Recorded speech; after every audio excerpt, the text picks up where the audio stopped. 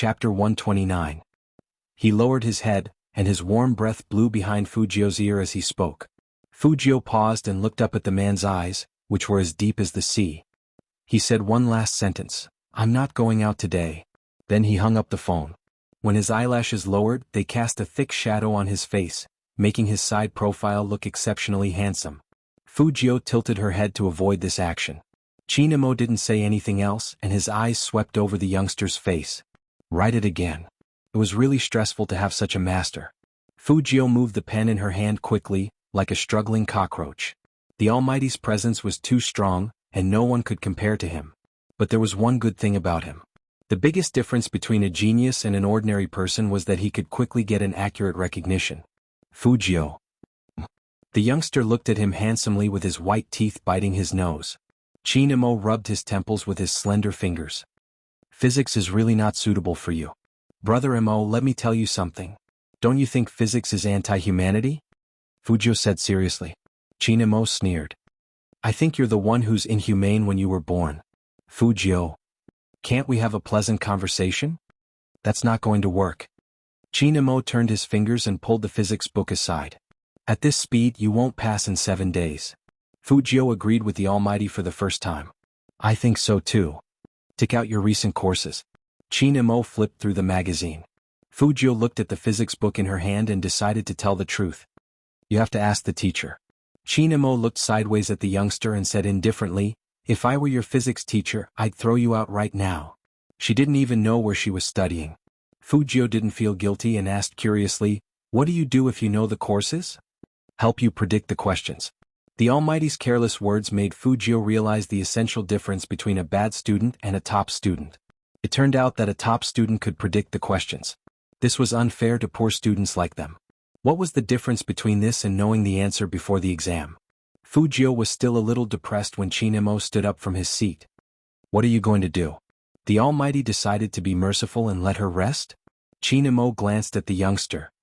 Call your director and ask about his progress. The Almighty didn't say anything, but for some reason Fujio could see the helplessness in his eyes. Fujio thought to herself as she unwrapped a lollipop and put it in her mouth. Then she lowered her head to look at the series of formulas.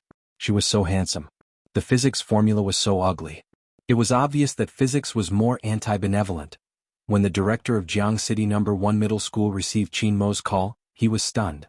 He couldn't believe his ears. When Chinamo said the second sentence, he straightened his back. Young Master Chin? Where was the physics in the worst class?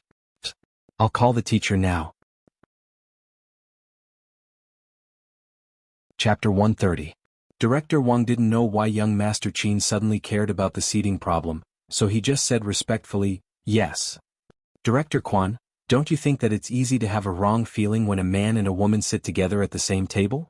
Chin Mo's slender fingers were still holding the mineral water bottle. The reflection of his eyes on the bottle was like the water inside, with a slight coolness. Chief Wang was dumbfounded. Wrong feelings? Puppy love. After Chin Mo said these two words, Director Quan immediately understood what Director Chin meant. Yes, young Master Chin is right. We, the directors, have sat together to discuss this problem. It must be changed to have a man and a woman sit together at the same table. Chin Mo said faintly, Director Quan couldn't hear the emotion in it, so he asked nervously, Young Master Chin, do you know anyone in the bad class?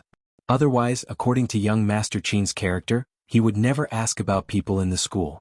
Chin Mo didn't speak this time, because the young man was looking up at him with his long and narrow eyes that were bright and beautiful. Fujio didn't know what Almighty Chin said, but she was thirsty, so she followed him over. Seeing the man still holding the phone in his hand, she raised her eyebrows. Brother Mo, can't you get the answer? Yes, I can. Chin Mo handed the mineral water to the young man and said faintly to the other side of the phone, That's it for now. Send me the course progress later. Almighty Chin didn't think there was anything wrong with what he did. As a big brother, there were some things that he had to stop and nip at the root. Since the young man liked to flirt with people so much, then he should keep him quiet and not get close to girls. However, it wasn't good for others to know about this, especially the young man. People in the rebellious stage of adolescence probably didn't want to be controlled like this. Thinking of this, Chin Mo glanced at Fujio next to him. Fujio took the mineral water and drank a few mouthfuls. Her white neck and smooth chin always gave people a kind of indescribable beauty. As if aware of Qin Mo's gaze, the young man turned his head. 2 or 3 strands of his silver hair stood up, and he winked at him with his left eye with a slight smile. Qin Mo dragged him back to his seat. Once again he felt that his actions were correct. This guy, he had to make him untouchable. Director Quan was even faster. As soon as he hung up, he called the physics teacher of the lower class. The first thing he asked was, "Is there any student with the surname Qin among the students you teach?" The physics teacher was also stunned by Director Quan's words. "There is a boy whose surname is Qin. What does he look like? What about their living conditions?" If they were young Master Qin's relatives, even if they were distant relatives, their families wouldn't be too bad. The physics teacher shook his head. "He's a very ordinary student. He's slightly plump and his family sells breakfast." "That's not it. If it's not a distant relative, what else could it be? Could it be because of girls?" Director Quan seemed to have come to a sudden realization.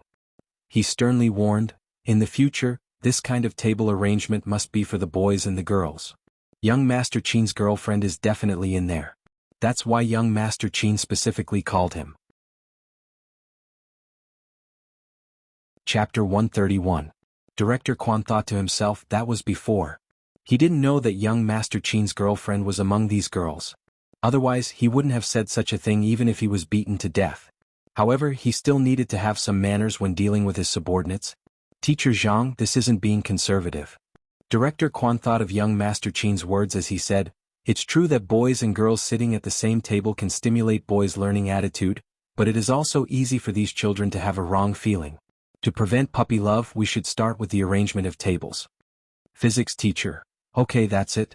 Just remember it," Director Quan said seriously. "How are your physics studies going recently? What are the key points? Send them to my email." After Qin Mo received the material, he only glanced at it a few times. Then he began to take the pen and mark the key points one by one, circling all the possible questions.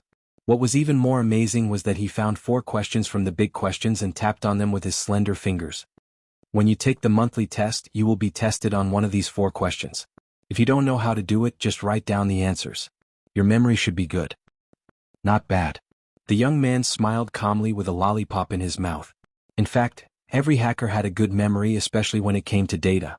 If it weren't for the fact that Lord Jiu didn't like physics, she wouldn't have been so miserable and needed the Almighty to tutor her. However, this man was really amazing. He could get so many big questions right. Then, he could just fill in the multiple choice questions in front and he should be able to pass.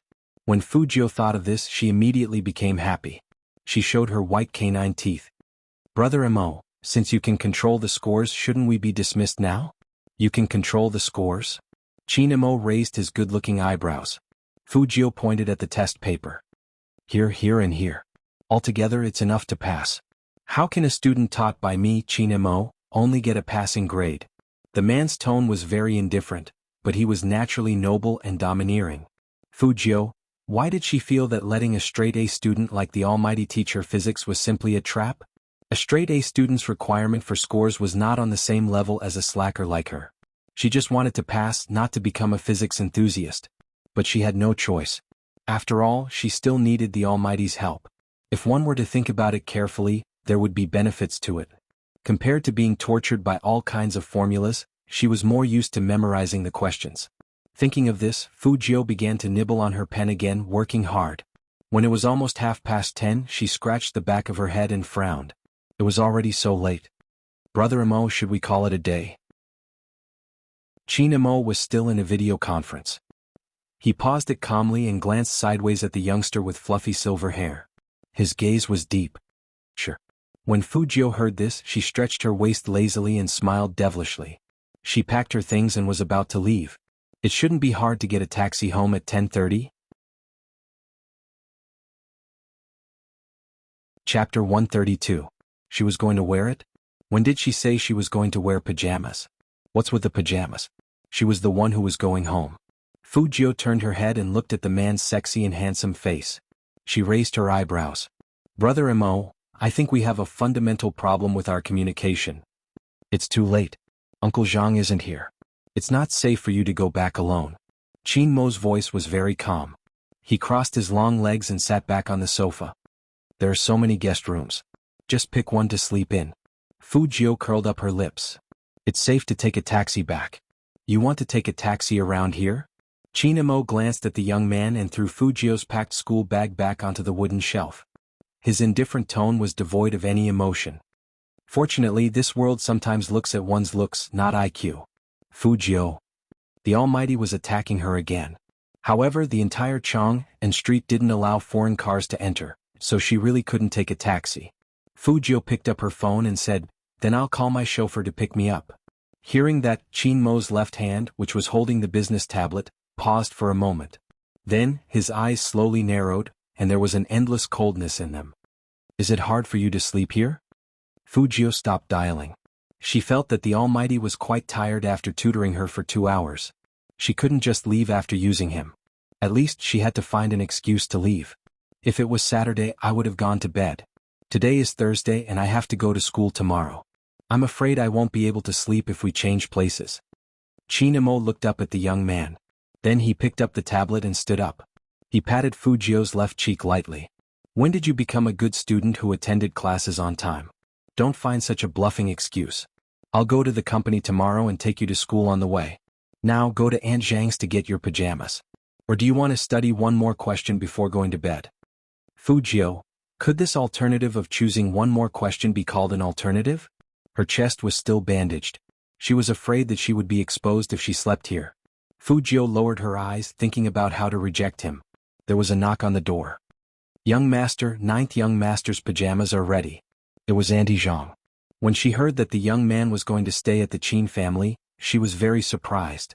Young master was becoming more and more humane. He even invited a friend to stay for the night. If Madame knew about such a major change, she would definitely ask for all the information about this 9th young master. In fact, even Aunt Zhang herself was curious. Which child of the Fu family was this? How could he get along so well with their young master? Qin Imo retracted his hands from the youngster's face. "Come in." Aunt Zhang held the pajamas with both hands, and she looked at Fujio with eyes full of kindness.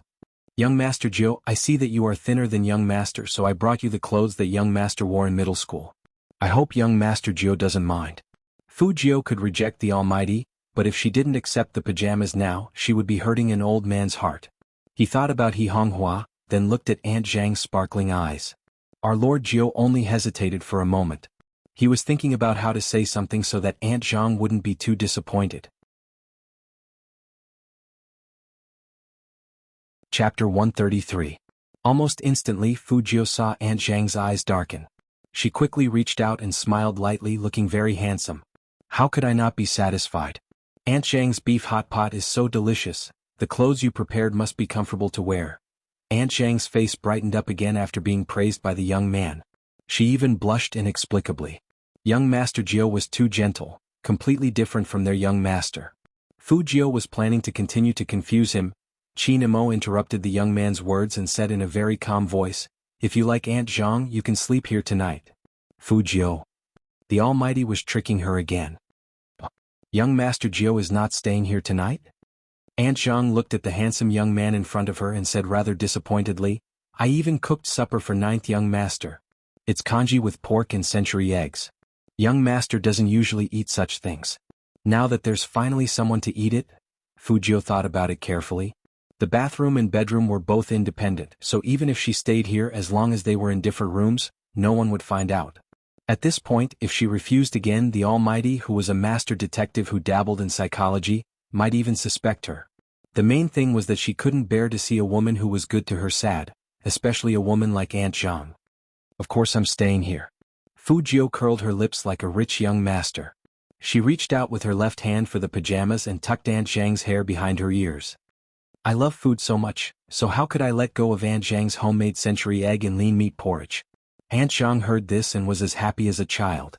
"I'll bring it to young Master Jio right now." "Okay." No one could see the crying face of our Lord Jio. Staying here meant that she had to sleep the whole night with bandages. Any girl would know that it was torture. Seeing that he had achieved his goal, Qin Imo turned around and continued his video conference. His fluent English was mixed with a few words of French. It was obvious that the conference was not a small one. It must have been hard on the Almighty, who could still find time to use Aunt Zhang to trick her in such a business conference. He was indeed a sly businessman.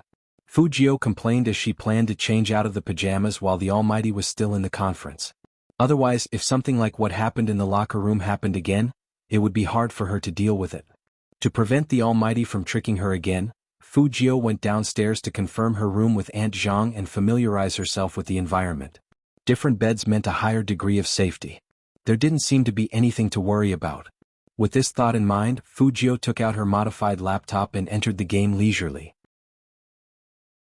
As soon as she logged into her account, she saw that someone had sent her over 100 friend requests. Fujio opened the page and it was all, awarding you a slap of pleasure. Idol, why didn't you add me? Idol hero is too much. How dare he say that I maliciously harass players? I only sent you 100 messages.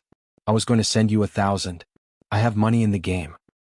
Idol, didn't you say you were going to carry me through dungeons and send me flying? Why haven't you appeared yet? Idol, why aren't you playing? Have you been kidnapped by the Almighty?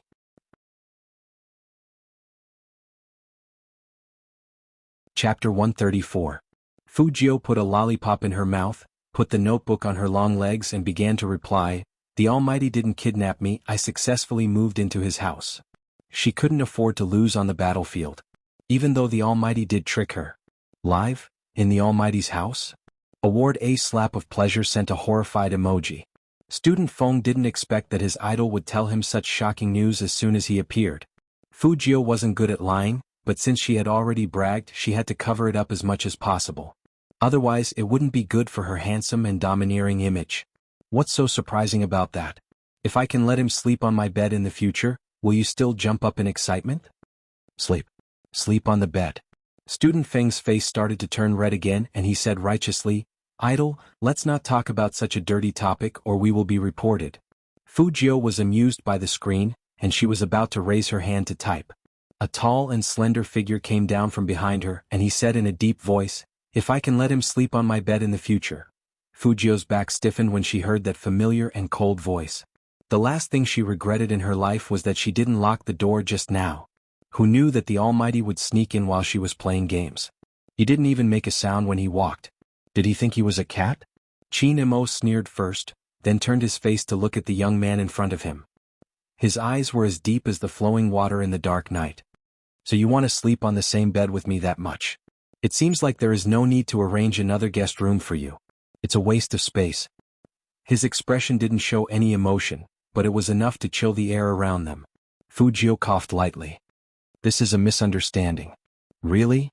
Chinamo raised his eyebrows and took the young man's notebook. He put his fingertips on it and he said casually and lazily, "This kind of misunderstanding is really rare. It's the same reason why you got last place in your exams." Fujio, every verbal attack was so technical.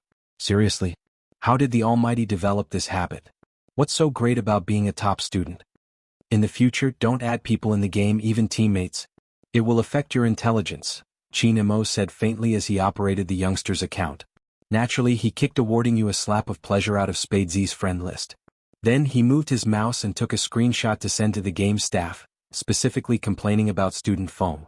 Fujio was caught off guard as she watched the Almighty's fluid movements. She thought that baby Feng was going to go crazy this time. Student Feng was indeed angry. Was he bullying him for being rich? He had only chatted with his idol for a few days. He hadn't even given him a gold diamond yet. He hadn't done anything. Why did she say that he was harassing her? No, he had to find out who had complained about him. Therefore, after using some connections, he decisively went to privately poke the staff of the game. He wouldn't have known if he hadn't investigated, but now that he did, he was even sadder. The person who reported him was actually his idol himself. Not only did he report me, he even blacklisted me. Why? Student Feng was deflated. He sat in front of the computer and felt wronged. He sent a crying emoji to Spadesy. "Idol, even if you want to report me, you can't blacklist me."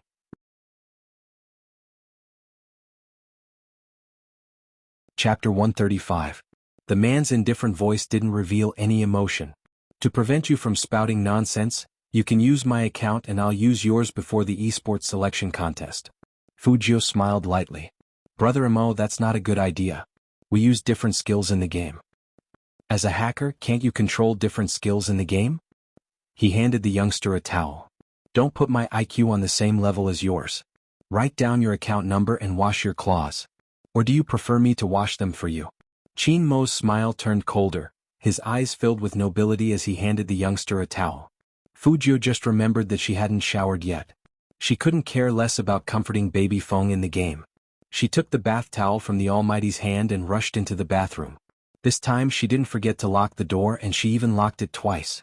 Fujio completely believed that the Almighty would rip people's clothes when he was shameless. It was better for her to take the safe route. Thinking of this, Fujio raised her eyes and looked at herself in the mirror.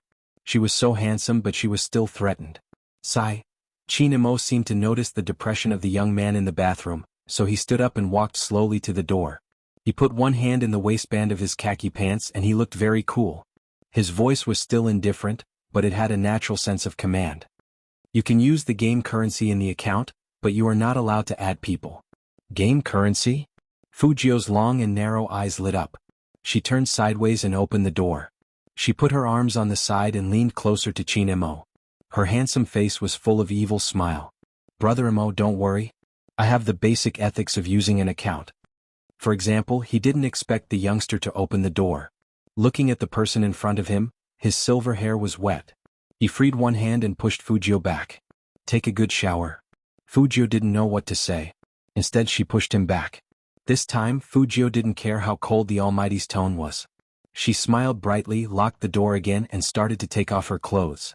But when she was halfway through, she still felt a little awkward. She could sense that Chinamo hadn't left. He was sitting on the sofa outside the bathroom. It seemed like he was still in a meeting. Even without the sound of water, she could still hear him speaking in English and French. It wasn't easy to remove the outer layer, only the inner bandage remained. Fujio glanced at herself and sat on the edge of the bathtub. She stretched out her long legs and bent one of them to the left.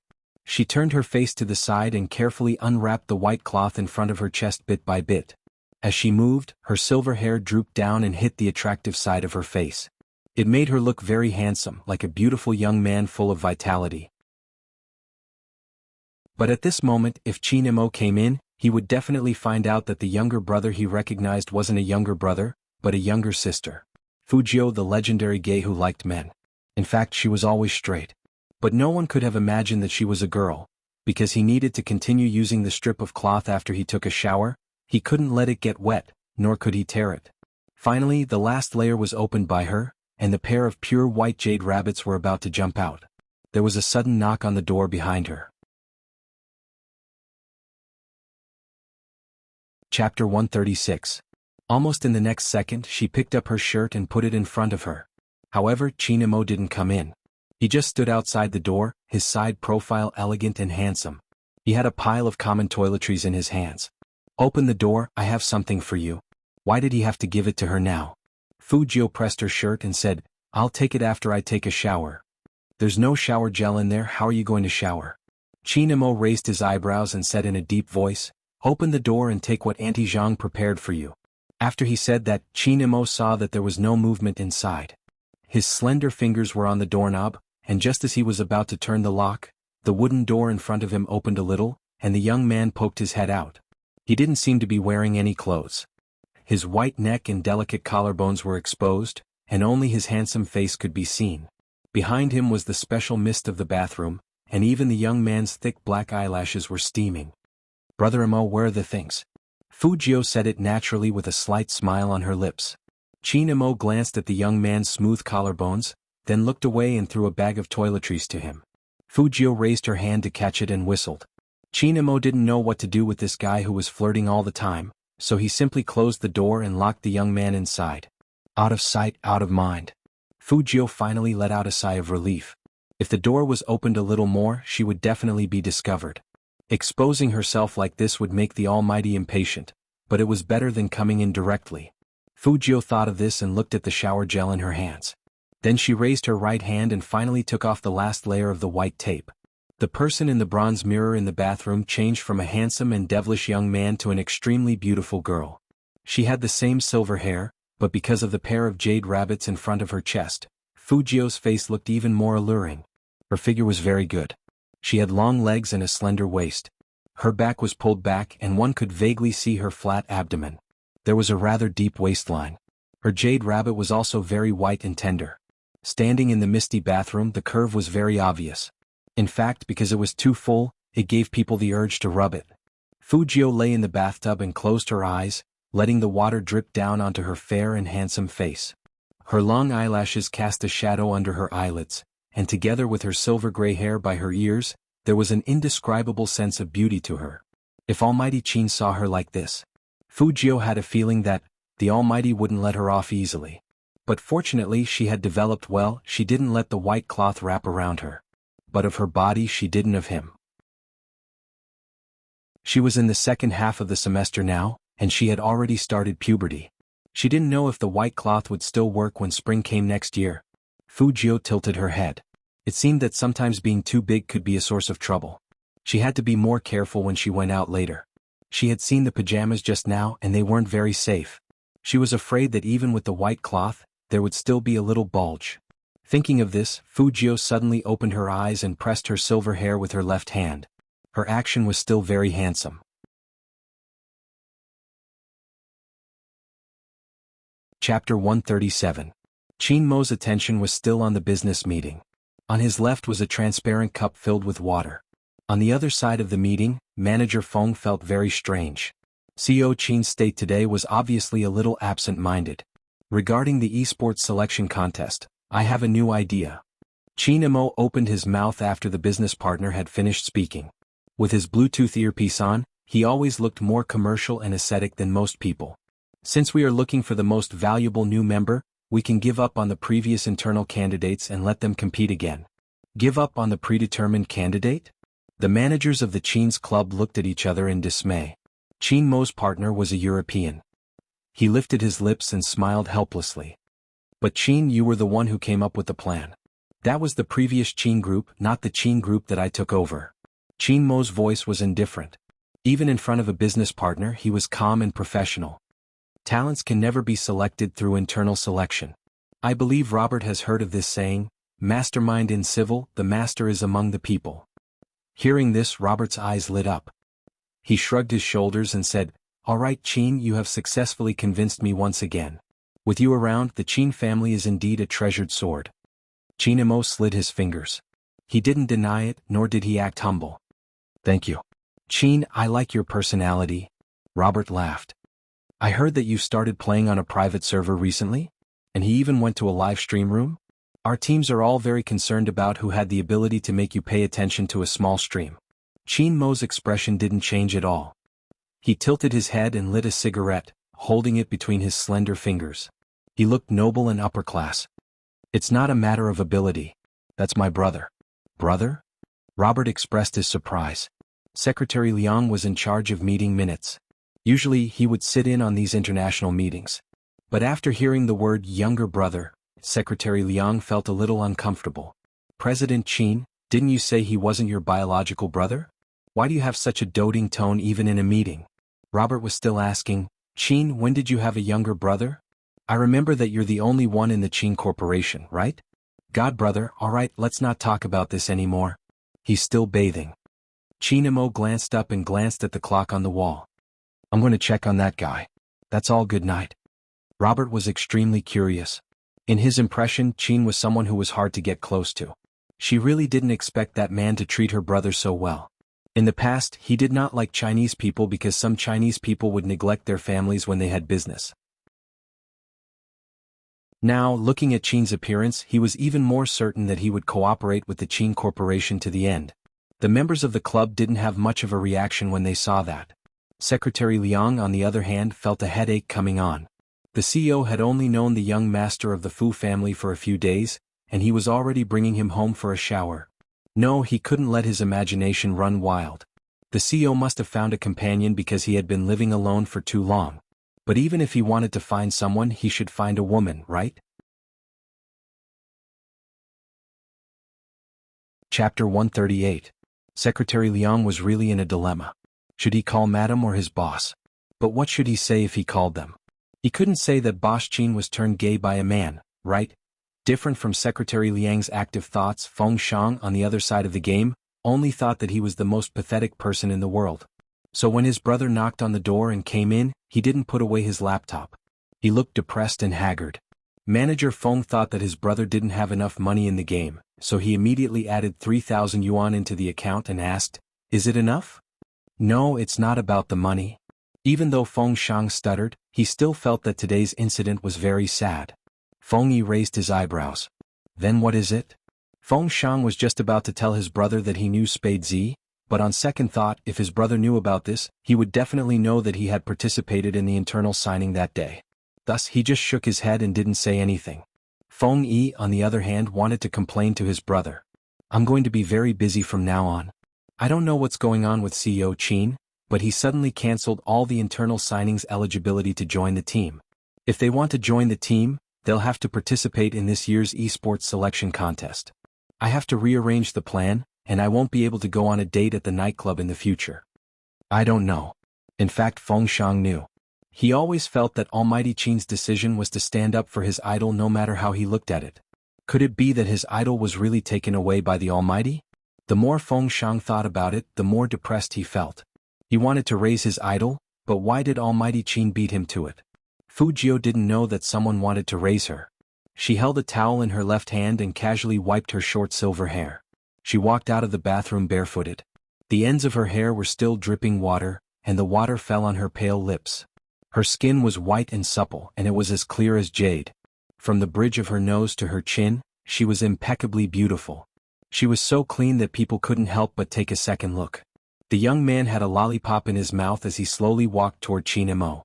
That lazy look made him look like a demon deacon in a comic, very handsome. After the bath, the youngster seemed to have become even more eye-catching. With such an eye-catching person around, Qin Mo couldn't continue with his work. He closed all the documents and placed the tablet at the side. He glanced up at the youngster and looked into his eyes. He raised his right hand. "Give me the towel." Fujio didn't resist the Almighty at this moment. After all, she was wearing pajamas. Her goal was to protect her front, so she handed the towel to the man. Qin Mo shook off the water droplets that landed on the back of his hand, his voice calm. "Lower your head." Fujio lifted the corner of her lips. The Almighty wanted to wipe her hair? Coincidentally, it wasn't convenient for her to wipe it herself, so she just handed it over to the Almighty. That way she wouldn't expose herself if too many water droplets dripped onto the front. Thinking of this, Fujio leaned over obediently. Qin Mo looked at the furry head in front of him. He raised his right hand, but it wasn't a gentle one. After all, Almighty Qin believed that he should treat his younger brother the same way he treated his younger brother. A boy didn't need to be gentle with him.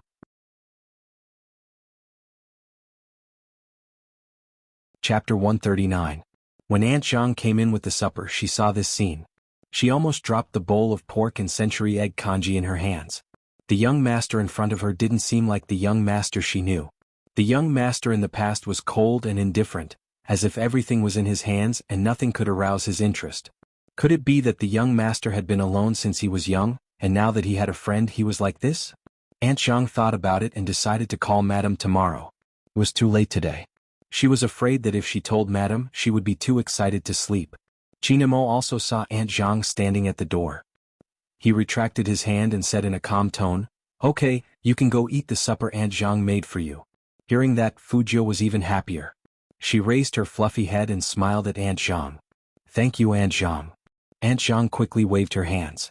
Seeing that the young man didn't care about the heat and took a sip of her porridge, she was also happy. She put a big bowl of porridge in front of him. Fujio didn't worry at all that she couldn't finish it. The best thing in life was to have hot meat porridge after physics class at 11 o'clock at night. Especially in Jiang City, the weather at the end of autumn was starting to get cold. There were layers and layers of fog outside, so eating something warmed up the stomach. Moreover, she could splurge in the game while eating. Most importantly, she was very interested in how much money the Almighty had in his account. Based on the Almighty's attitude when he gave her something last time, he definitely had a lot of money. Fujio logged into the account the Almighty gave her while eating the porridge. She opened the account's information list in high spirits. 1 0, 2 zeros, 3 zeros, 8 zeros, 9 zeros. 9 zeros in virtual game currency, even if converted into RMB, would be worth more than 1 million. Fujio looked sideways at the account the Almighty had logged into, and it only had a few thousand yuan. Was this the difference between a top student and a bad student? Fujio lowered her head and bit the spoon in her mouth. Unfair. She had to find a way to earn more money. Fujio thought of this and seemed to remember something. Right, baby Feng? Fujio opened the page and saw, awarding you a slap of pleasure, flirting with girls in the world channel.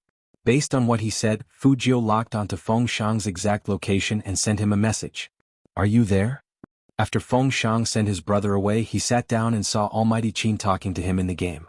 He choked on his saliva and couldn't help but cough. Could it be a fake account? This was Feng Shang's first reaction. What's more, student Feng was still thinking, this fake account was practically knocking on his gun's muzzle. He had to teach him a lesson. Wait a minute, there was a ranking above that person's head, and above it were two domineering symbols. Supreme Alliance. Student Feng couldn't be more familiar with this symbol. The team under the Qin Corporation Club. Was it really Almighty Qin talking to him? Feng Shang felt shocked. His first reaction wasn't to reply to Qin Mo in the game. Instead, he clicked on Spade Z's username and sent a string of messages to verify it. Idle. Almighty Qin actually asked if I was there? How should I answer him?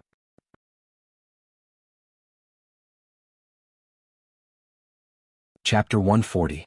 As expected, this fellow did not look at him. He would do something flirtatious. Qin Mo's gaze turned cold.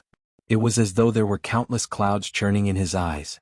No one could see what was hidden in those clouds. It was just that the aura around him had clearly become colder. Fujio didn't know that the Almighty had his eyes on her. She bit her spoon with her white teeth, emptied her hands and typed beautifully, "Baby Feng, what are you doing? Why didn't you reply me?" Feng Shang's expression changed and he immediately sent a screenshot to Spade Z. Look, the Almighty even called me Baby Feng. Idol, do you think the Almighty, is he secretly in love with me? Qin Mo frowned. He almost crushed the custom-made mouse in his right hand and threw it away. However, there was no trace of anger on his face. Instead, his eyes were extremely cold and the corners of his mouth curled up. It wasn't very warm. Everyone in the industry knew that Qin Mo was the scariest when he was in this state. There were many second-generation officials in the military compound, but none of them were like Qin Mo. He was skilled and ruthless. He had been like this since he was young. Qin Mo didn't reply. Instead, he reached for the glass of water beside him, crossed his long legs, and took a sip of water as if he was watching a show. The curve of his chin made him look like a young master of a warlord during the Republic of China, cold and noble.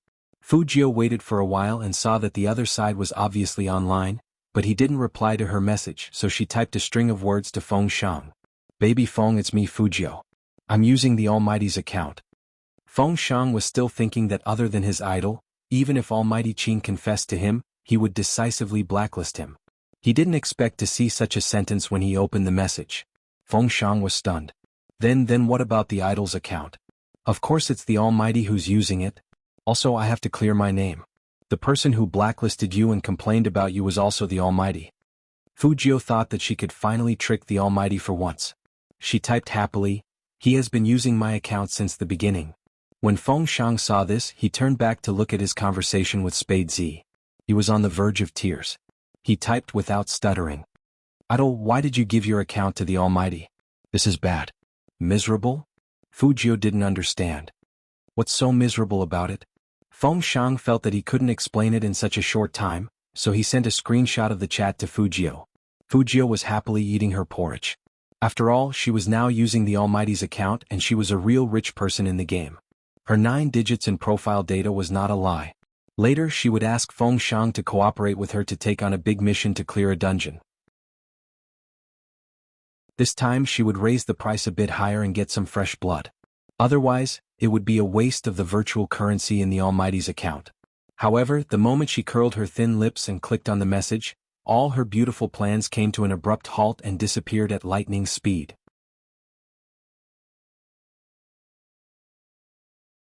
Chapter 141. Baby Feng? Qin Mo opened his mouth. His voice was so low that anyone who heard it would know that he wasn't in a good mood. Fujio explained with a smile, that's just a nickname that won't make people feel too distant. Hearing that, Qin Mo tilted his head and curled up his thin lips. He was very cold. So intimate that people will think that I'm secretly in love with him? This is definitely Baby Feng's problem. He is a person who thinks too much. Fujio looked very serious. Qin Mo curled up his thin lips coldly. Obviously, he wasn't satisfied with this excuse. He pinched Fujio's chin and used all his strength with his fingers. His handsome face got closer and he reminded the young man in a low voice, "If I find out that you flirt with people on my account again, you won't be able to sleep tonight." Fu Jiu could sense the danger emanating from this man, which was different from the previous few times. However, Qin Imo didn't make things difficult for her. He only complained about Feng Shang again after the warning. When a user was complained about, they would be banned for 10 minutes. Today, baby Feng had been complained about so many times. This was no different from being locked in a small dark room. Fu Jiu was thinking about this when Qin Imo said, "You should be glad that he is your teammate in the upcoming esports selection contest. Otherwise he won't be able to use this account anymore." Fu Jiu absolutely believed in the Almighty's power in the game, so she silently lit a candle for baby Feng. Feng Shang also received the news of being complained about. He was a chatterbox in the game and it was terrible to be silenced like this. The main thing was that he didn't know what was going on with his idol and young Master Qin. Young Master Qin wouldn't punish his idol on the spot after seeing the content just now, right? However, there was one thing that Feng Shang noticed. Young Master Qin actually gave his account to someone else. That game account was worth more than a few 100,000 yuan. Back then, before young Master Qin became a professional team, someone offered 100,000 yuan to buy his account. That person didn't expect that the account he wanted to buy would be played by the powerful young Master Qin of Jiang City. Not only did he offend young Master Qin, but he never showed his face in the game again. In young Master Qin's words, even if he didn't want what he used, he would seal it and not give it to anyone else. But now, young Master Qin had actually given that account to his idol, and he had handed it over for such a long time. If this matter were to be known by his big brother, it would definitely cause a huge storm. Feng Shang was thinking that he would also exchange accounts with his idol in the future. He couldn't fall behind young Master Qin in everything. Fu Jiu didn't think too much about it. She just wanted to bring Feng Shang to a dungeon this time. She had never seen Feng Shang operate before. She would be able to understand everything once she went through the dungeon. Then she would be able to make adjustments to the entire team based on what she knew. "Brother Imo, do you want to run a dungeon with me?" Fu Jiu tilted her head and asked Qin Imo. Her silver hair looked exceptionally soft under the light. From Almighty Qin's point of view, this was the young man's way of admitting his mistake. The coldness in his eyes finally subsided a little, and he nodded slightly. Then he moved his mouse and sent a message to Fu Jiu's side based on their intimacy level.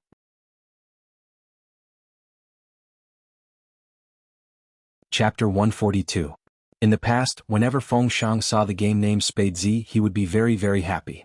But today, when he entered the dungeon, he couldn't wait to avoid that name. Perhaps it was because he had seen young Master Qin in person, but student Feng Shang felt that the game character standing in front of him was like young Master Qin himself. Dressed in an ancient fur cloak, he looked like a character from a comic book. He had the ability to freeze, and just by standing there he could make the air around him turn cold. Feng Shang swallowed his saliva with difficulty and leaned closer to Fu Jiu. The team that sent out the invitation didn't expect that Almighty Qin himself would accept their invitation, and he even brought 2 people into the team. Spade Z was no stranger to them, and the main thing was that there was awarding you a slap of pleasure, a very famous pay-to-win player. For a moment they couldn't bear to look at those 3 people. One had to know that every single one of them was famous and powerful. Let's not talk about Almighty Qin and Spade Z. Even awarding you a slap of pleasure was very well known in the game, and you could see him on the rich list every day. The strange thing was that this person would always flood the screen when he entered a dungeon, and he would be even more unrestrained when he saw a pretty girl. Why was it so quiet this time? While the rest of the players were still wondering, Fu Jiu had already started commanding. Compared to her low-level account, the Almighty had a fully equipped main account, so it wasn't too easy for him to clear the dungeon. He went all the way up, killing everything in his path. But Spade Z's account didn't move at all. He didn't even make a move. It was useless.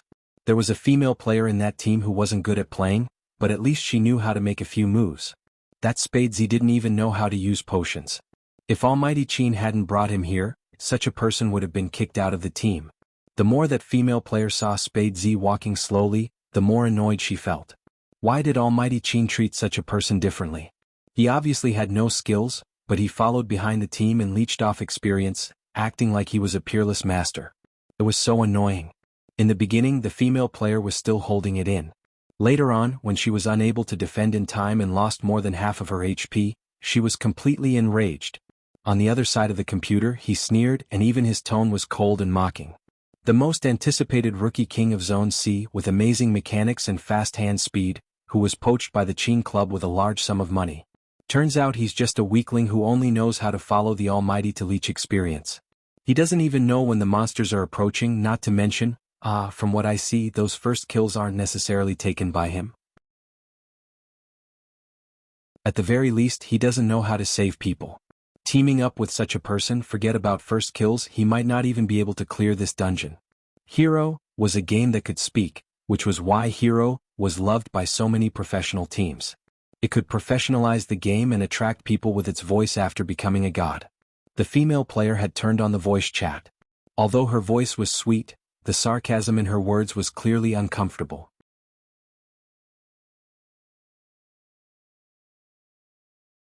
Chapter 143. So, as soon as she said this, the game screen fell into a dead silence. Fujio was still holding a lollipop in her mouth. Her hand paused and she sent out another big move. Her finger technique was very beautiful. The other players didn't react so quickly. But right at this moment, the biggest monster appeared, and it used a fireball-like special attack on their team. Not to mention the others, even a master like, awarding you a slap of pleasure, was caught off guard and lost half of his HP. Fortunately, he had good skills and he could retreat instantly. The rest of the players weren't so lucky. They were directly knocked down to the ground and they died very miserably. Logically speaking, when a team had 3 players left, and one of them was dying, it was impossible for them to win this round.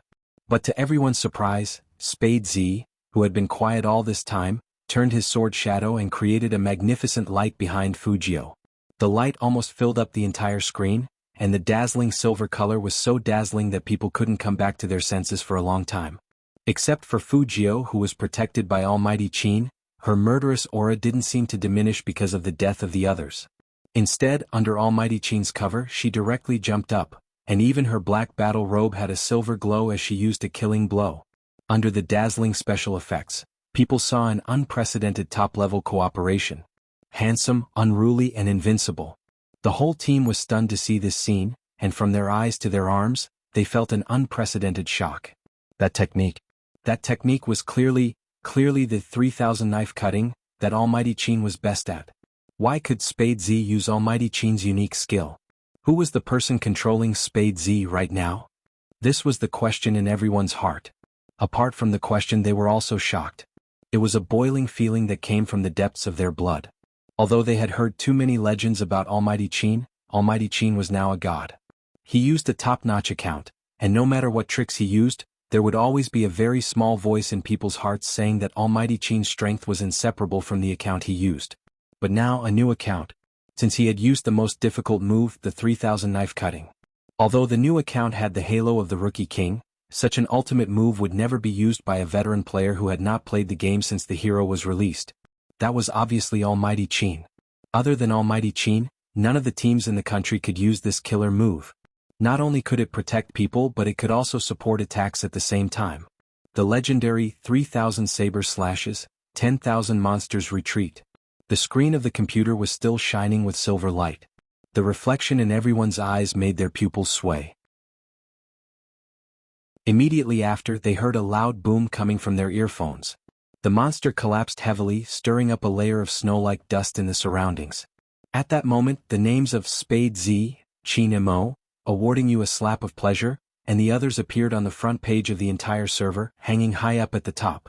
3 times in a row, the first kill was completed.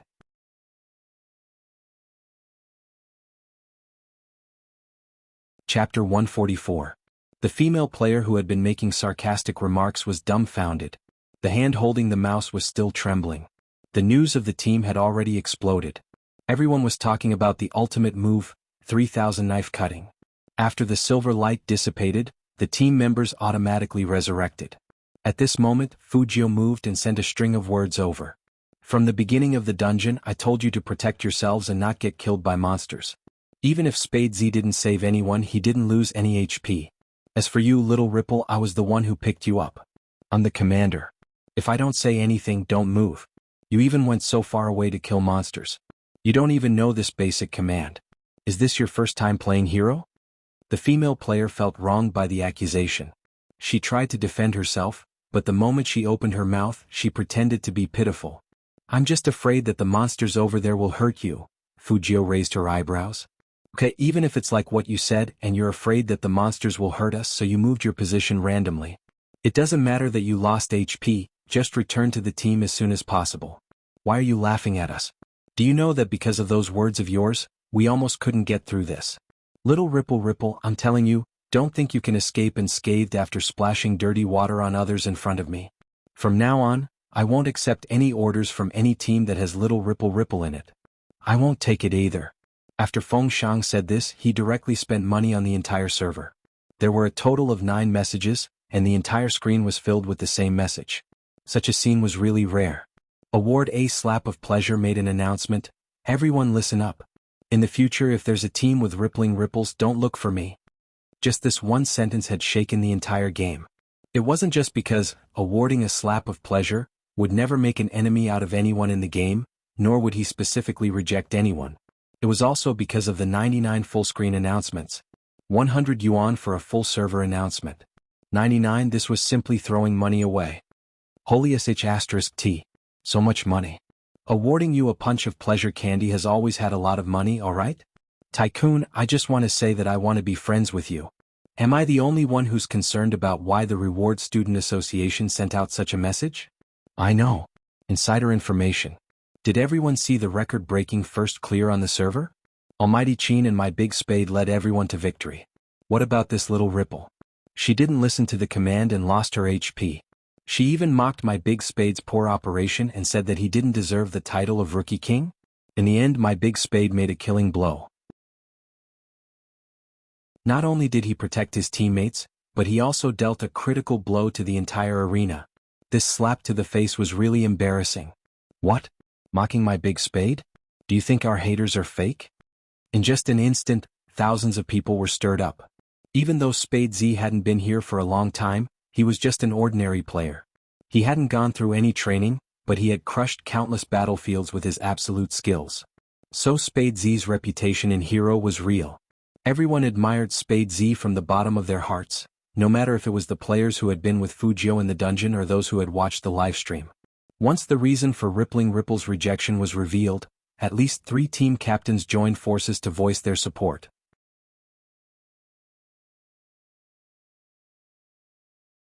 Chapter 145. Instantly. Server-wide bombardment. Because everyone knew that in Zone C, only these few teams were strong.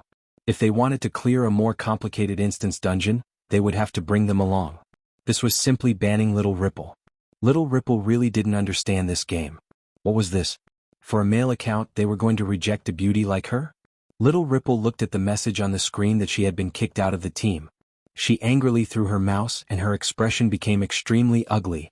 After hearing the noise, Fu Shiming, who was still practicing his hand speed, looked over and frowned. Sister, what's wrong? Little Rippling Ripple's original body was actually Fu Shui, Fu Shiming's twin sister. Fu Shui's anger hadn't subsided yet. Her chest heaved up and down as she took a big gulp of water. Then she sneered. It's all because of that Spade Z. He thinks he's so great just because Almighty Qin is backing him up? Those otakus who play games also have a hole in their brains. Instead of protecting a beauty like me, they have to stand on the same side as a guy. They even want to jointly reject me? Ha, this is the funniest joke I've ever seen. Spade Z. When Fu Shiming heard this name, his fingers on the keyboard stopped moving. There was a hint of mockery in his eyes. That Zone C's Rookie King? An unorthodox player? That's him. Fu Shui didn't care about the computer anymore. She turned around and said to Fu Shiming, his operation isn't bad, but his character is really unflattering. Fu Shiming said proudly, that's because he hasn't seen a professional before. A random player that popped out of nowhere wants to be called a king. What a joke. Fu Shui's lips curled up as well. You're right. If it was my younger brother, he would have beaten him so badly that he wouldn't even know which way is north. Such a small character is not worth my time. Fu Shiming lowered his eyes and said indifferently, my goal is the selection contest. Fu Shui winked mischievously. Yes, my genius brother definitely wouldn't be interested in such a person. But I heard that Spade Z will be participating as well, and he will be participating as a member of the He Corporation team. I really don't know where that fat village girl He Honghua found Spade Z. He won't participate, Fu Shiming said again. Fu Shui didn't understand. You'll know when the time comes. Fu Ximing said as he logged into his game account. He already had a rough understanding of Spade Z. His mother even gave him a concrete plan. Ever since Spade Z appeared in Hero, he had been taking orders to make money. To put it bluntly, he was just a pauper. Such people were the easiest to deal with.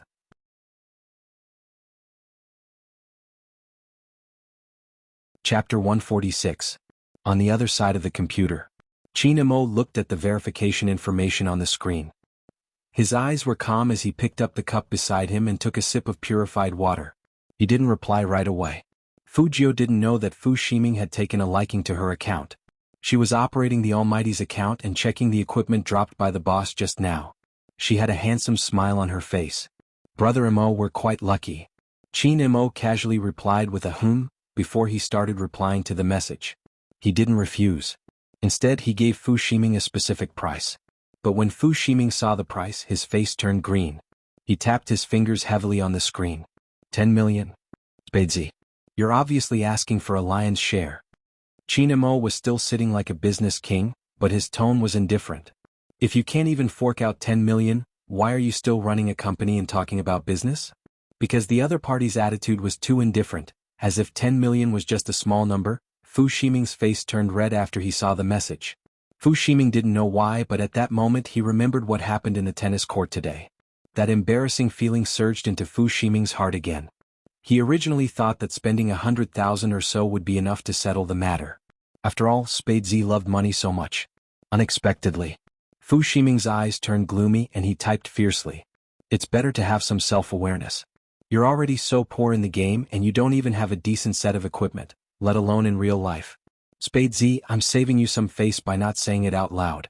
Since you don't want to cooperate with us, then we'll meet at the selection contest. I hope you still have the confidence to be so arrogant then. After that, Fu Ximing went offline and called his mom. Mom, it didn't work out. That Spade Z is just a pretentious guy. He even pretended to be rich in front of me asking for 10 million. Mom, that's a new account. Even if he has a good record in the game, no one has seen how he operates in real life. Why do you have to buy his account for me to use? Ximing. The person on the other side of the phone lowered his voice, as if he was trying to avoid the music of the ball. He continued, Spade Z's account has attracted the attention of all the media in Jiang City. Do you know what this means? This meant that when the selection contest started, this Spade Z would become a headline in the esports news, and he would definitely become famous. He didn't know which expert had given he Honghua pointers behind the scenes for a village girl like her to be enlightened and play such a trick. But now no one knows who this Spade Z really is. Mom thought about it for a long time, and the best way is to buy this account and put it on you. Then you can participate as Spade Z. You have the title of a young genius, and with such a popular account, you will definitely become a god. Only then did Fu Ximing understand what his mother meant. He also became anxious. What should we do now? That load has already rejected me.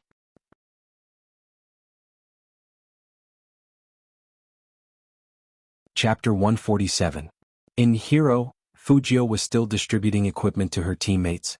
She was very generous to those who supported her in the whole server. She shared all the diamonds that dropped from the first kill with the captains of all the major teams. Awarding you a slap of pleasure, got the best equipment. Fujio had to admit that she was being selfish in this aspect. After all, he was her future teammate. But the others didn't mind. After all, they weren't professional players, so they didn't need to collect materials.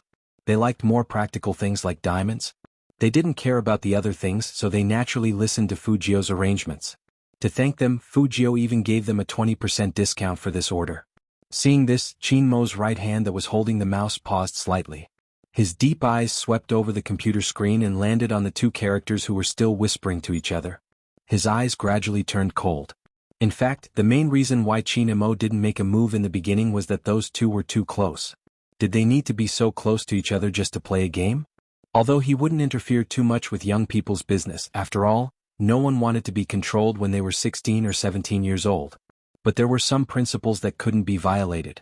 Until now, Qin Mo still hadn't forgotten that this guy in front of him had liked a man. Idol, are you giving all these to me?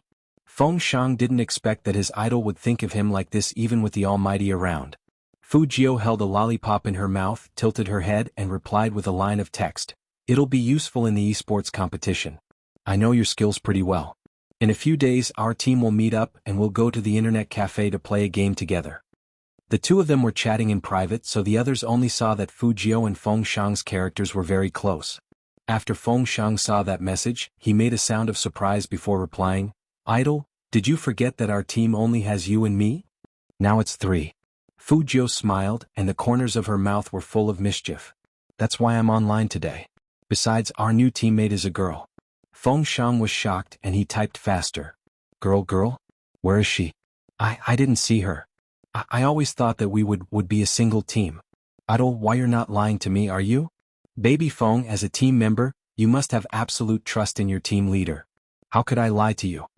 Fujio looked at his reaction and her smile widened. "And our new teammate has a good personality. She's a nice girl."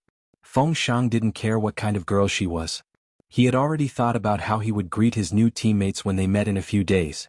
"Yep, I'll just say that I'll bring her to clear dungeons, fly her, and buy her equipment."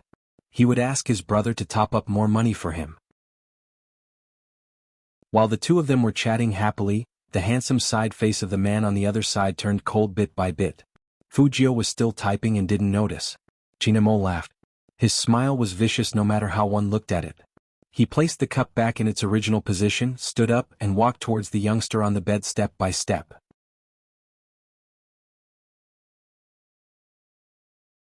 Chapter 148. Chatting so happily? Chinmo's voice had always been light, and it sounded even more so at night. It was as if he didn't care about anything, but there was an irresistible coldness in his voice. After hearing the Almighty's question, Fujio raised her head and found that the man was already in front of her. He was standing by the bed with a physics book in his hand. His khaki trousers made him look a lot softer, but the pressure he exuded was still very strong, and he still had the domineering aura of a military third generation. How should she put it? It was a little cool but also a little cold. The most important thing was that those eyes didn't seem to be very happy. Fujio was still sucking on her lollipop. She didn't know what was going on, but that was what she thought. According to her understanding of the Almighty, he would attack her verbally when he was in a bad mood. Later, she just needed to find a way to flirt with the Almighty, and this problem would be solved. But, to Fujio's surprise, the Almighty didn't play by the rules at all. He asked her again, "Do you like men or women?" Such an elegant and direct question indeed needed a good answer. If she said she liked men, the Almighty would probably throw her out by the collar. She said she liked women. She didn't want to lie because it was against her will. But, girls are cute and boys are handsome. Fujio smiled with her beautiful peach blossom eyes. She twirled her silver hair with her fingers, and she looked like a rich young master. She leaned against the headboard looking very handsome and evil. "They're all okay. The most important thing is the face. I'm okay with those who are good-looking." "All okay?" Chinamo curled up his lips slowly, looking unhappy and playful. "You want to say that you like both men and women?" Fujio put on a serious face. "Being too handsome will always bring this kind of burden. Who gave you such strong confidence?" Chinmo's voice was very calm. Fujio thought about it and said seriously, "My parents gave birth to me well. But Brother Imo, don't worry. Even if I like men, I won't do anything to you." With this answer, there shouldn't be any problem. The Almighty was probably asking her this question because of what she had done before, like wanting to keep the Almighty as a mistress. Fujio analyzed the reason while replying to Baby Feng's message. She didn't notice the cold light flashing in the man's eyes after he heard her words. If Secretary Liang saw this expression on his CEO's face, he would definitely break into a cold sweat. Because Qin Mo wasn't too happy right now. Almighty Qin thought that no one would want their little brother to have such a rich private life. He was the same. Eating both men and women? Ah, what a great ability. Qin Mo glanced at the silver-haired youngster who was still hugging his notebook and chatting away. His expression didn't change at all.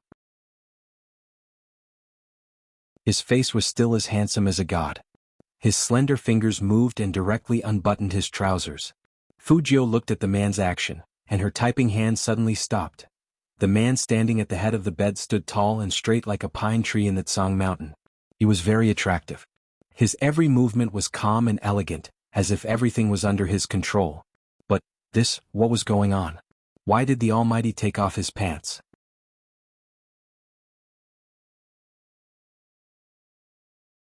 Chapter 149. Brother Mo, what are you doing? Fujio narrowed her eyes slowly, but she was still smiling, looking as handsome as ever. Qin Mo's voice was indifferent. Sleep, of course. But this is my room. Fujio raised her eyebrows to remind him. Qin Mo snorted and suddenly bent over. He put his left hand on the bed beside Fujio, and his aura enveloped her. Even that godlike handsome face of his was very close.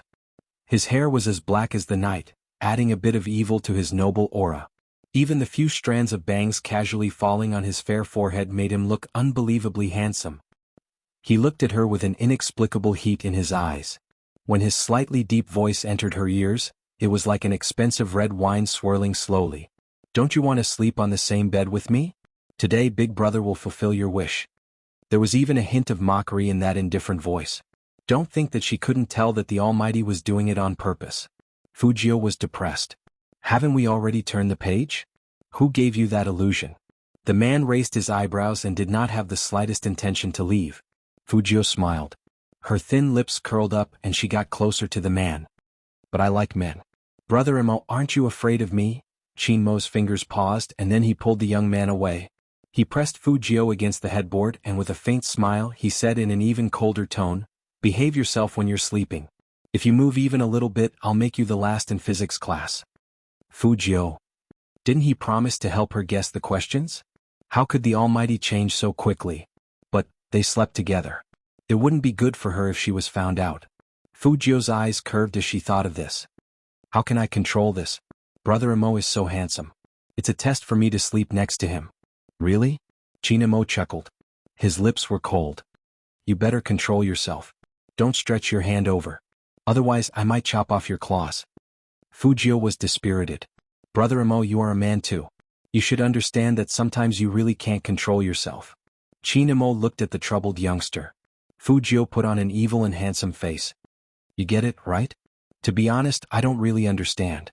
Qin Mo's voice was calm, his side profile elegant and handsome. After all, I'm not gay. No matter how handsome a man sleeps beside me, I won't feel anything. Fujio, alright, even if Brother Imo can't feel it, what if I attack you? Qin Mo arched a brow. You can't control yourself? I really don't have good self-control. Fujio put her arm around Qin Mo's shoulder like a good brother. Otherwise, I wouldn't have gone to nightclubs so often. So, Almighty, go back to your room and sleep. Fujio naturally wouldn't say the last sentence out loud. She only used a pair of electric eyes to express her emotions. Qin Mo took the youngster's hand away, his smile turning colder. Since you have no self-control, I'll help you control it. Before Fujio could react, Qin Mo reached out and grabbed the tie on the sofa. He tied the youngster's right wrist and the other end to the headboard.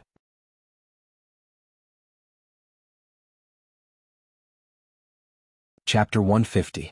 The young man's appearance on the bed was very pleasing to the eye, especially his face, which was almost as fair as porcelain jade under the pure white cotton pajamas he was wearing. His silver hair was handsome, his face was handsome and his thin lips were curled up. At that moment, there was an indescribable feeling that made people's hearts beat faster. Qin Mo glanced at him and stood up. He raised his right hand and covered the young man's head and face under the quilt. Out of sight, out of mind. He really needed to be disciplined. If you go to those dirty places again, it won't be as simple as just tying you up. Qin Mo always knew that the young man was good-looking, but he didn't expect that he had such a side to him. He was lying there like a porcelain doll. Qin Mo suddenly remembered a gathering in the courtyard. In the private room there was a young boy who called them Big Brother when he came in. He didn't know why, but he always felt a little repulsed when he thought about it. The only thing he was sure of was that he didn't want his little brother to be like that. Qin Mo usually didn't care about someone's sexual orientation. But today it was different. How could his little brother be under someone else's bed? Qin Mo turned around. His back was as straight as the desert. Contrary to his fiery thoughts, his deep eyes were cold, so cold that they almost affected the surrounding temperature. Fujio's unbound hand was hanging by the side of the bed. She pulled the quilt away, and the Almighty had already entered the bathroom. It seemed that she couldn't avoid it this time. But judging from the Almighty's reaction, he seemed to dislike her a little. Nothing should happen. Fujio moved her right hand again, and a light flashed in her black eyes. This knot wasn't simple. It looked ordinary, but it was actually very professional. The cross was hard to untie even with a knife. The Almighty was indeed not easy to deal with. There shouldn't be anyone on the mainland who could study criminal psychology and make such a binding technique. If there was, Shouldn't it be the police? Or maybe the Almighty's ability to leave meant that he was free from control? Fujio suddenly closed her eyes when she thought of this. After a few seconds she opened them again. Her eyes were unfathomable and mysterious. Then she whistled with great interest. If the Almighty hadn't recognized her as his little brother, she would have competed with him. She wanted to see who was better, her or the Almighty. However, this wish was unlikely to come true. Speaking of wishes, if she had known earlier, she wouldn't have bragged to baby phone. Now, he had even blown himself into it. Fujio tilted her head and continued to fiddle with the black tie. Just as she was about to untie it, the Almighty appeared again. He looked like he had just taken a shower. His black hair was still damp, but he was fundamentally different from Fujio. Even in this state, Chinmo's presence was strong. He didn't take a towel and slowly strode over. After scanning her movements, his thin lips curved. "You're really capable, my little brother?" "Not as good as Brother Mo." Fujio moved her hand again. "But I want to pee now, what should I do?" Chinmo seemed to have predicted that the youngster would come up with such an excuse. He lifted his eyebrows and said calmly, "Get up, I'll go with you."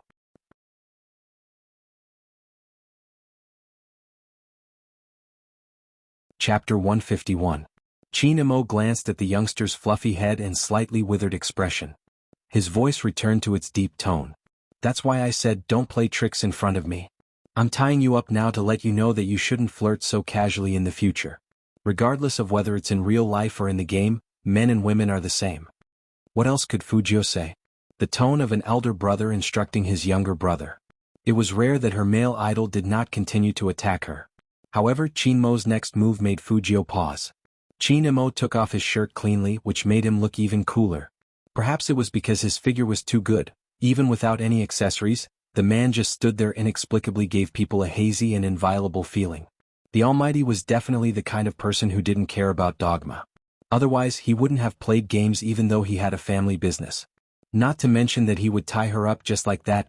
Fujio was looking directly at Chinmo from her position. It would be weird if she looked away. Plus, she couldn't get tired of looking at the Almighty's body. She simply put her arm behind her head, using it as a cushion, and looked at the man from head to toe with pure admiration. Chinmo would drink a glass of wine before he slept. His upper body was half naked, his slender and fair fingers holding the glass. He raised his head and took a sip. His seductive waist and well-defined chest revealed the black chilin at his waist as he moved. When Fujio wanted to take a closer look, her line of sight met that pair of deep, rippling eyes. He lowered his head and stared at her. His glowing thin lips were very close to her, as if even his breath could hit her lips. "Why don't you mention the other requirements? Like helping you take off your pajamas?" "Take off my pajamas?" What a joke. How could pajamas be taken off so casually?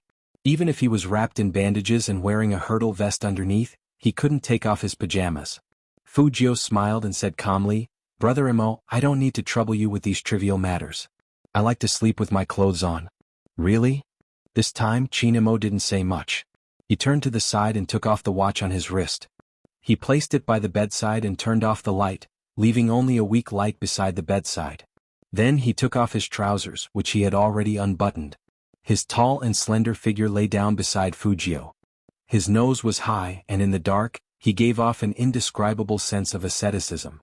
Very few people could be so luxurious and indifferent in this situation. Fujio didn't care about Fujio at all. The people in the outside world were right. If they used Almighty Chin's sleeping face as a poster, Supreme Alliance would definitely become even more popular. When he was sleeping alone it felt very big, but with another person it felt a little different. Especially when the other person's aura was too strong, this feeling would be magnified infinitely. Fujio moved her hand that was leaning on the side of the bed and turned over. Fujio could still smell the faint scent of tobacco. This scent came from another person, and it made Fujio want to turn her head around. It was because she had never slept with anyone before.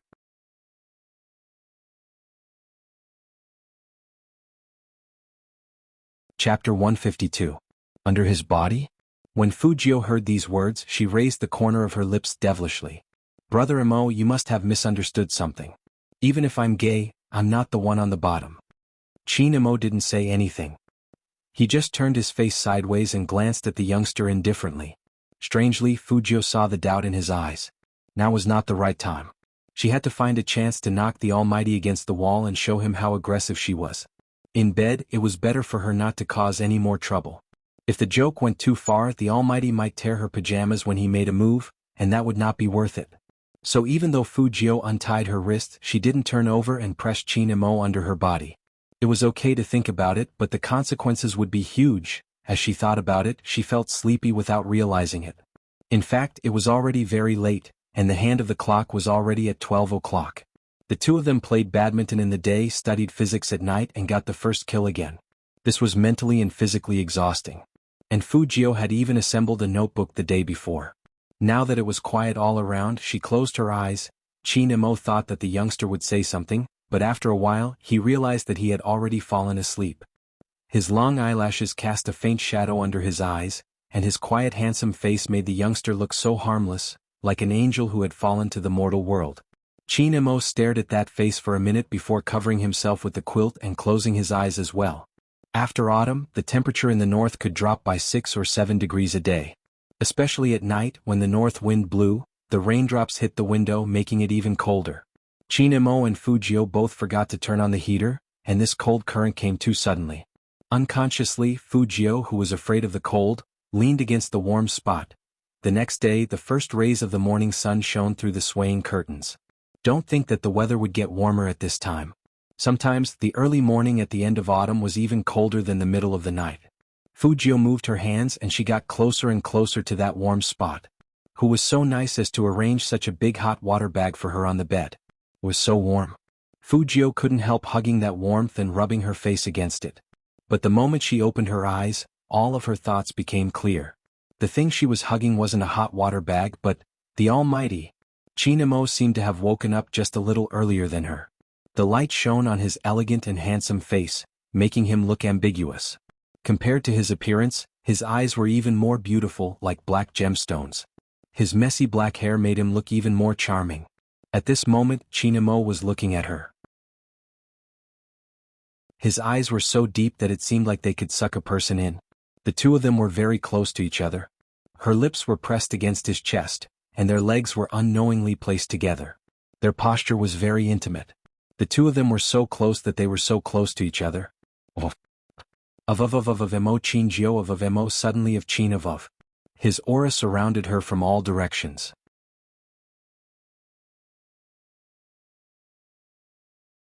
Chapter 153.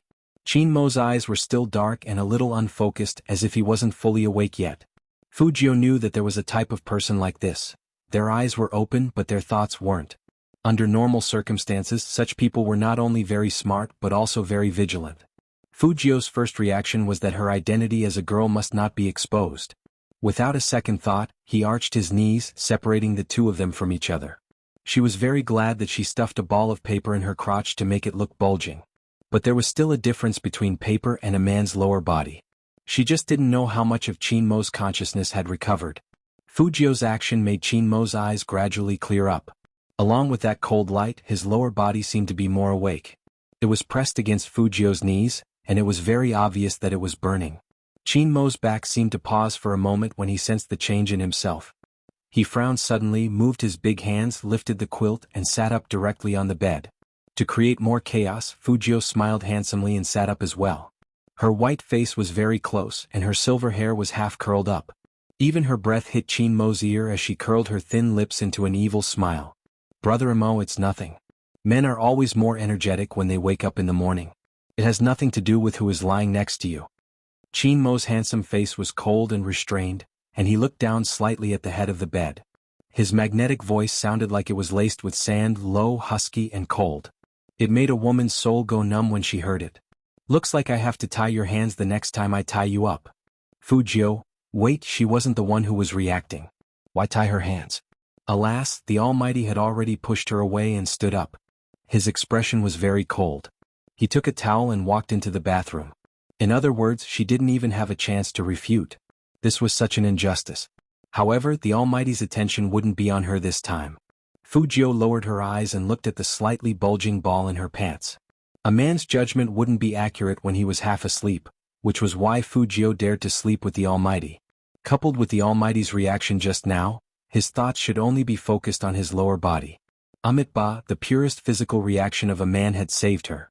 Sleeping was something that only happened once. There would never be a second time. That was what Fujio told herself, but since ancient times, there had always been a decisive gap between imagination and reality. The shower in the bathroom was running noisily, but there was no steam rising. The cold water droplets dripped onto the man's honey-colored muscular chest just like that. Every inch of his abdominal muscles was extremely sexy. That kind of hardness only made people want to be hugged in his arms and loved fiercely. Chin-mo tilted his head, his perfectly trimmed black hair slightly covering his eyes. The lower half of his body was still moving. Under such circumstances, the Almighty was the only one who could remain indifferent. Perhaps it had something to do with his background. While Chin-mo was extremely seductive, there was also an indescribable sense of tranquility around him. It was as though all the noise could be stopped in front of him.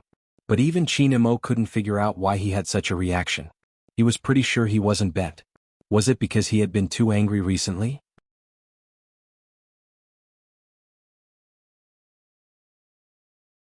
Chapter 154. After the incident in the morning. Chin-mo's mood was obviously not as good as last night. His handsome face was full of unfriendliness. Fujio had changed from her pajamas into her school uniform. She had silver hair, a light smile, and a school bag on one shoulder. She looked handsome and energetic. She looked like she had a good sleep. People seldom came to the house. Now that the young man was here, Aunt Zhang made 4 types of breakfast in one go: fried buns, fried dough sticks, small meat buns, and vegetable porridge. She smiled and asked Fujio to eat more. Fujio naturally wouldn't refuse this kindness. She enjoyed it very much, especially the fried buns. They were golden yellow in color, crispy on the outside and tender on the inside. They were delicious. But Fujio couldn't finish a whole plate by herself. The Almighty only drank milk in the morning and read the business newspaper in his hands. Obviously he didn't want to finish them for her. Fujio couldn't bear to let Aunt Zhang down, so she put the remaining pieces in the takeaway box. Aunt Zhang was happy to see this. Young Master Jio has so many friends. Our young master never thought of bringing breakfast for his classmates. It's not that I have many friends, but my desk mate is nice to me. Fujio smiled. I want her to taste Aunt Zhang's cooking. Aunt Zhang loved to listen to the young man. Seeing that Fujio was about to go to school, she waved at the door reluctantly. Remember to come with young master next time. Madam will be there too. Madam will like young Master Jio. Okay. Fujio sat in the car and curled up her lips at Aunt Zhang. Chin-mo was sitting next to the young man. He glanced at the extra box of fried buns in the young man's hands indifferently. After a while, he ordered the driver in a cold voice, "Drive." "Yes, young master." Although the driver could tell that his young master's tone wasn't very good, he still followed Chin-mo's order and went to Jiang City No. 1 Middle School first. The Chin family's car was very eye-catching, whether it was the model or the license plate. Fortunately, there weren't many students at school at this time. However, when the car appeared, it still attracted a lot of attention. Shui Yaoyao was memorizing English with her headphones on, but after seeing the unusual reaction, she looked to her side. A silver-haired young man walked out of the extended black Lincoln. The corners of the young man's mouth were curled up, with a youthful handsomeness and mischievousness. Who else could it be but His Highness Jio? When Shui Yaoyao saw that face, she quickly walked over. "Good morning, Your Highness Jio."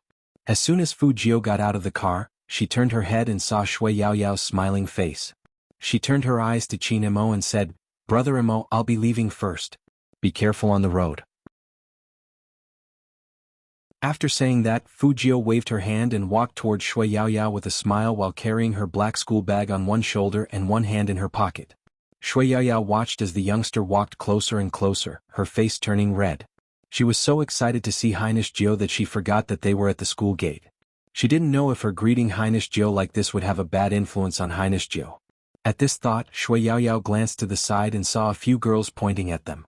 Their eyes revealed a sense of gossip, making Shui Yaoyao twist her fingers uncomfortably.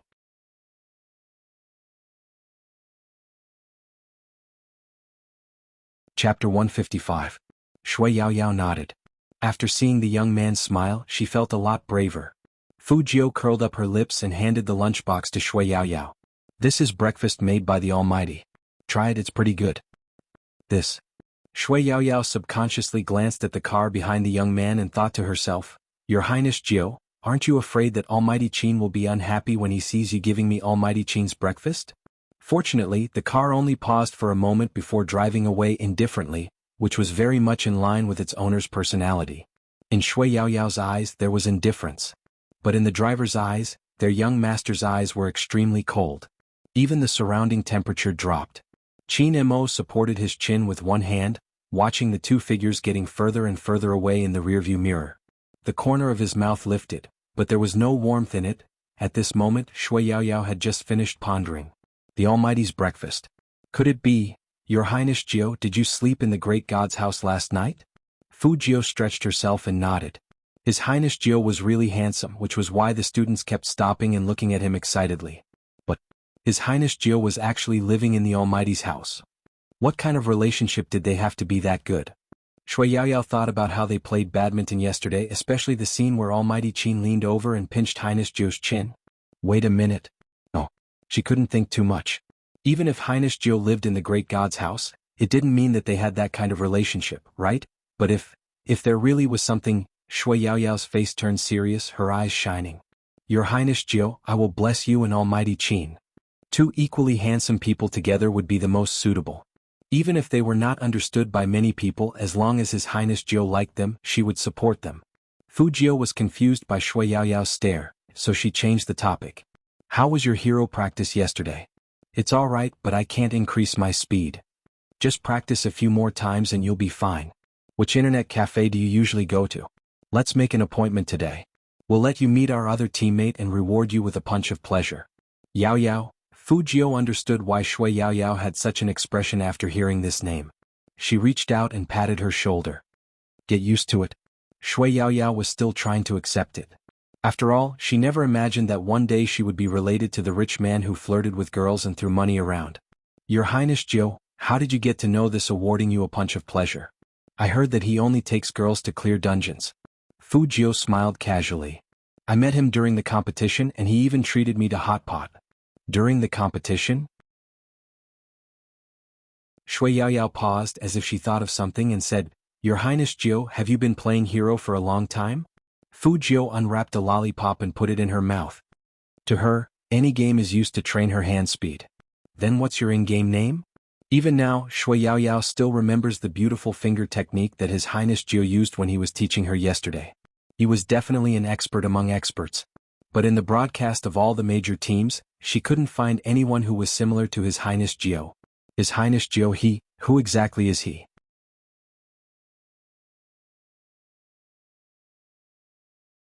Chapter 156.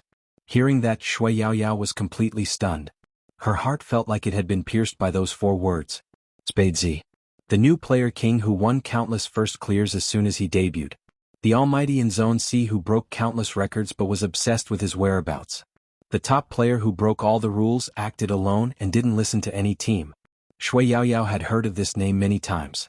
Sometimes, when she was playing games, she would often see this person on the ranking list and tell herself, look, not everyone in this world who doesn't have money will be buried. Spade Z was such an example. His finger skills were beautiful, unexpected, and he was the king.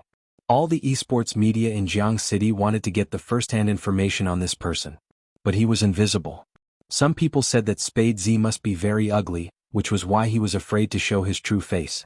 Otherwise, how could he not accept such a good opportunity to be famous? Even if it was just a live broadcast, he could earn 100,000 yuan. Others said that even if Spade Z looked okay, he was definitely not young. Looking at his skillful operation and his familiarity with all kinds of tricks in the game, he must be an uncle-level man. But he was him. Shui Yaoyao covered her mouth. She never thought that the person who was like a benchmark for her was their Highness Jiao. Even though she was already sitting in the classroom, Shui Yaoyao still couldn't calm down. If the girls in school knew about this, they would go crazy. Highness Jiao, he was not some nouveau riche trash at all. He was not only gentle and handsome, but he was also the almighty and hero. Shui Yaoyao looked sideways at the young man's clean and handsome side profile, and she couldn't help but murmur, if the anti-fans knew that Spade Z looked like this, the game would explode. And those reporters would take back their guesses about Spade Z's appearance. Highness Jiao, why don't you accept the interview? Because it's not the right time yet. Fu Jiao twirled the carbon pen and smiled lightly, but there was a hint of blackness brewing in her eyes. Shui Yaoyao didn't know what Fu Jiao was planning. She thought that she needed some time to digest this exciting news. Ever since she started playing hero, she never thought that she would meet Spade Z one day. Because she knew very well that the decision was made by a god different from mortals. But now, she actually wanted to follow him and form a team to play in the professional competition. What kind of feeling was that? Those who had never played games would never understand. Her heart was in a mess and even her blood was boiling. She felt like she had finally started to realize her dream. This was the first time she was so close to it, and it was all given to her by the young man. Fu Jiu didn't understand the effect she had on Shui Yaoyao. She was still looking at the physics questions that the Almighty had given her yesterday. I'll be relying on it for my monthly exams in a few days. Ding ding ding ding. The bell rang. After the physics teacher came in, he didn't call people to answer questions like before. Instead, he looked at them, coughed softly and said, "Today we will rearrange the tables. Men and women can't sit at the same table. Now we will start to form groups freely." The students were all dumbfounded. He listened to the mournful wails below. "It can't be. We've just finished lining up, why are we lining up again? It wasn't easy for me to get close to my goddess, yet you still insist that men and women can't sit at the same table."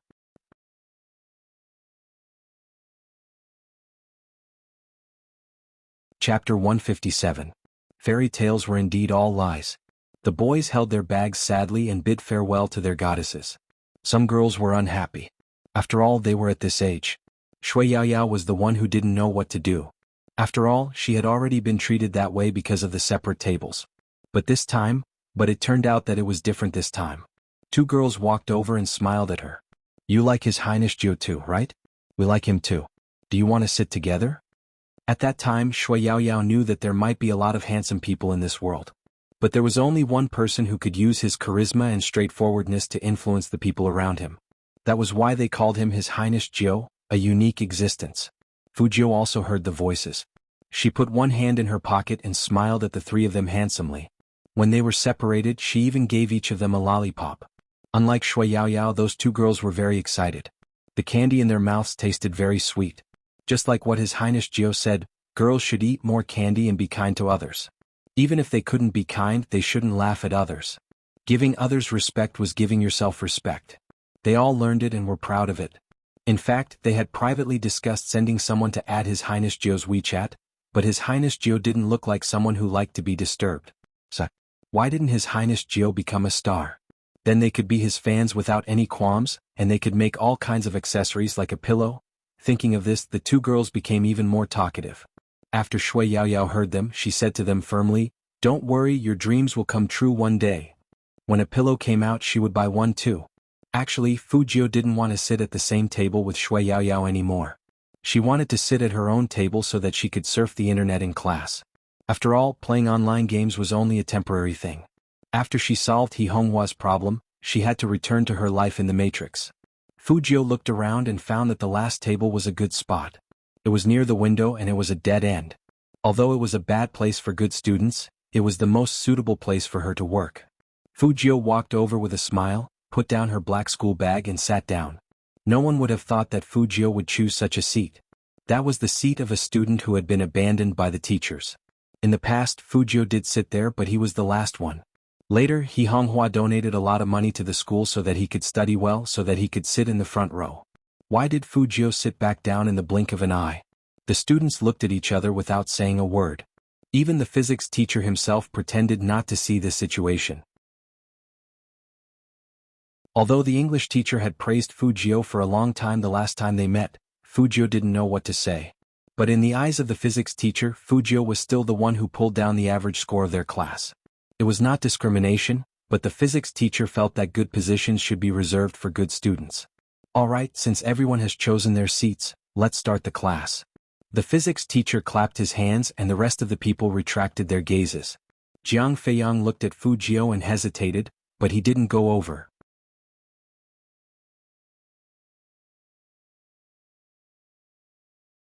Chapter 158. In the end, only the seat next to Fu Jiu was empty. It was obvious who Shui Yaoyao was going to sit with. The other two girls also supported her.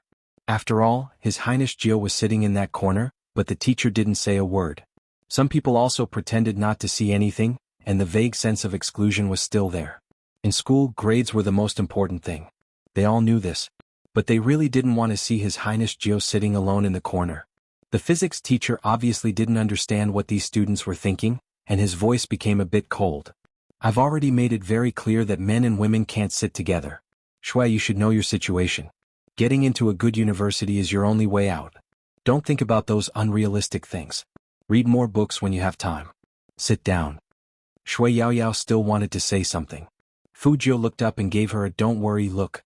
She smiled at her, which clearly meant that it was okay to sit in the back row. But this physics teacher seemed to be very prejudiced against her. If it was for studying, Fu Jiu wouldn't have bothered the teacher. It was a matter of principle. She didn't know if it was because of studying with the Almighty for a whole night, but she could actually understand a little bit in this class. But the physics teacher didn't hit the main points in class. Simply put, he was a little inferior to the Almighty. Maybe it wasn't the teacher's ability, but the Almighty was too inhuman.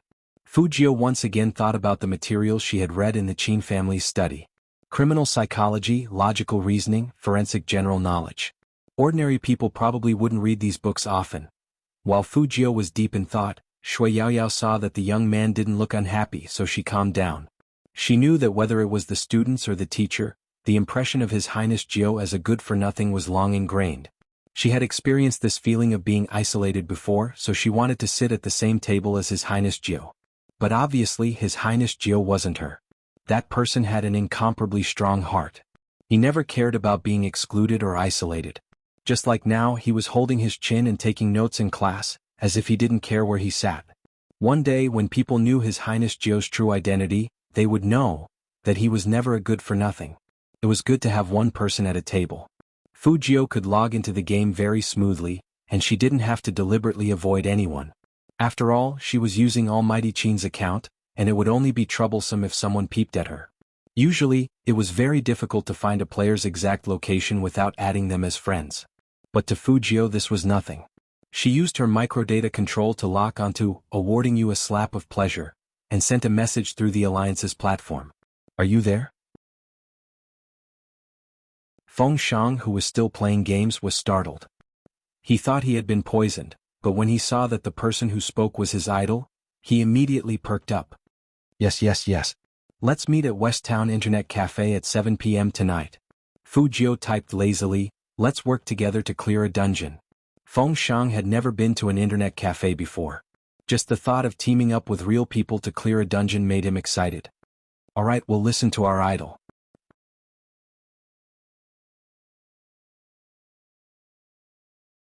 Chapter 159.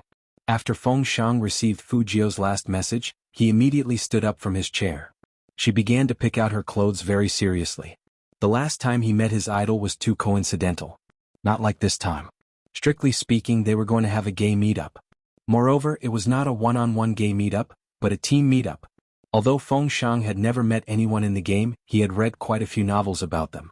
It was a team meetup, and the feeling was like he was about to see the girl he loved. Even his heart was beating faster than usual. Needless to say, Feng Shang was really excited, so much so that he went to the entrance of the internet cafe an hour earlier to wait.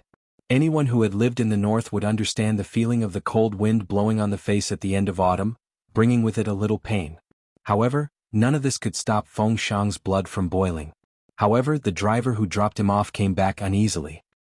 He rolled down the window and said, "Second young master, do you want to wait inside?" No. Feng Shang was very insistent. "I want to give them a surprise. Go, don't let my brother know about this." The driver had no choice but to drive the car away. If he did this twice, the boss would definitely notice. He locked the computer, pushed open the door and walked out. "Hey little brother, what are you doing standing outside?" I'm waiting for someone." Feng Shang was still stuttering. The owner of the internet cafe pushed the door open. "Waiting for someone? A gay meetup? Then come in. My shop has big windows. If you stand inside they can see you." Feng Shang's eyes widened. How did you know that I'm here for a meeting?" "In my internet cafe there are 3 or 4 people meeting up every day to play hero. It's not rare for real people to play together." The owner of the internet cafe held the cigarette in his mouth and looked a little roguish. However, he managed to convince Feng Shang. At that moment, he seemed to understand why his idol had chosen to meet here. The boss was a good person. After another half an hour, when Fu Jiu walked in with Shui Yaoyao, She saw student Feng holding a cup of milk tea and stuttering with the owner. It seems like you've been doing well when I wasn't around. Fu Jiu took off her school jacket as she walked and threw it on the sofa. It was a little hot in the internet cafe, so she had to take it off. The boss looked up at the young man and said, "So it's your friend. But let me say this first, this milk tea costs money." "Sure, how much is it?" "I'll pay you after the game." Fu Jiu blinked her left eye, looking very handsome. Feng Shang was a little embarrassed. I didn't bring any cash when I came out, so, you treated me last time, so I'll treat you this time. We still have to work together later, so let's have dinner at the internet cafe. The fast food here is pretty good." Fu Jiu even complimented the person along the way. The boss had a cigarette in his mouth and was very happy. "Sure, write down what you want to eat and I'll get someone to make it for you. Did you hear that?" Fu Jiu smiled faintly and turned her head. "I forgot to introduce you. Yeah, this is Feng Shang. You can also ask him to give you a punch of pleasure." Shui Yaoyao was stunned. She thought that according to the style of awarding you a slap of pleasure in the game, he would be a tough man with a deep voice or a big burly man who could dig feet. But who would have thought that he would end up like this? Cough. Student Feng coughed heavily and said very seriously, I've already recharged money in the game. I'll bring you to play dungeons and I'll bring you to fly.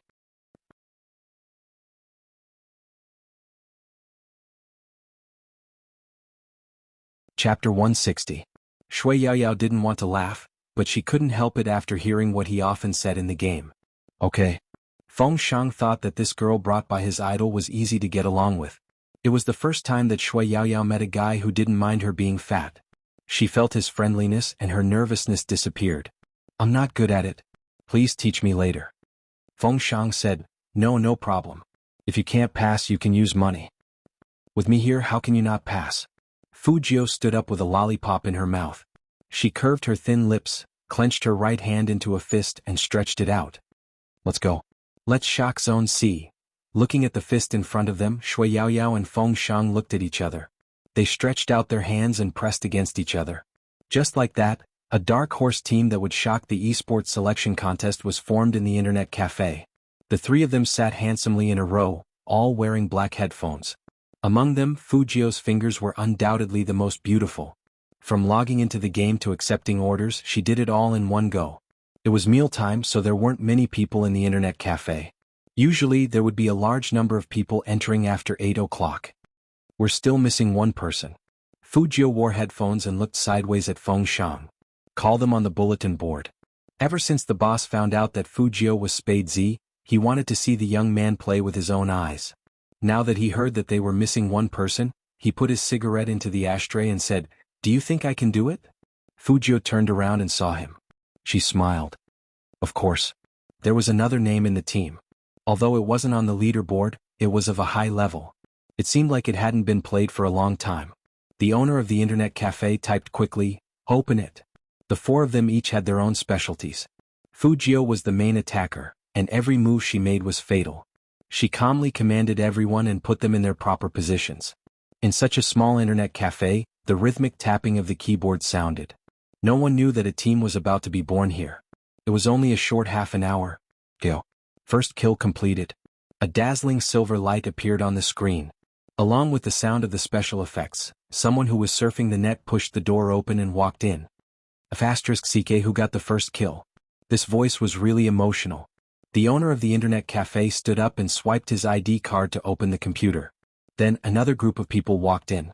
At this time the internet cafe was completely lively. Fu Jiu, who originally wanted to eat here, also gave up on the idea. She glanced at Feng Shang and Shui Yaoyao and took off her headphones. "Shall we find a place outside to talk?" The two of them naturally agreed. There were too many people in the internet cafe, so it was inconvenient to talk. When Fu Jiu walked past the cashier counter, she paused and said to the owner of the internet cafe inside, "Are you interested in playing professional matches with me?" "Meh. Professional competition?" The owner of the internet cafe choked on the smoke in his mouth. "Cough, I can't take it anymore. I'm too old. Don't you see the pro players on TV? They're all young."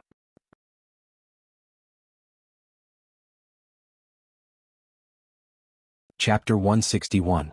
There's no need to play. The boss removed the cigarette and placed it between his fingers. With a mischievous look on his face he said, "If it's to win a prize or something I might consider it." Fujio laughed. "How can winning an award be enough? If we don't shock the esports world, why should we play games? Think about it." Hearing that, the owner's pupils contracted. Someone playing a game shouted, "Boss, give me a bottle of water." "He's coming." With a cigarette in his mouth, the boss took out a bottle of mineral water from the fridge and glanced at Fujio. "Take me with you during the competition." Fujio smiled. "Okay." Shui Yaoyao watched the scene from the side. She didn't say anything at first, but after they walked out of the internet cafe she said, "The boss's ultimate move was amazing. I didn't even move and the monsters in front of me were all killed. It's a stealth expert." Feng Shang's eyes lit up when he said this. I really didn't expect the boss of a small internet cafe to be so good at playing games." Fujio chuckled.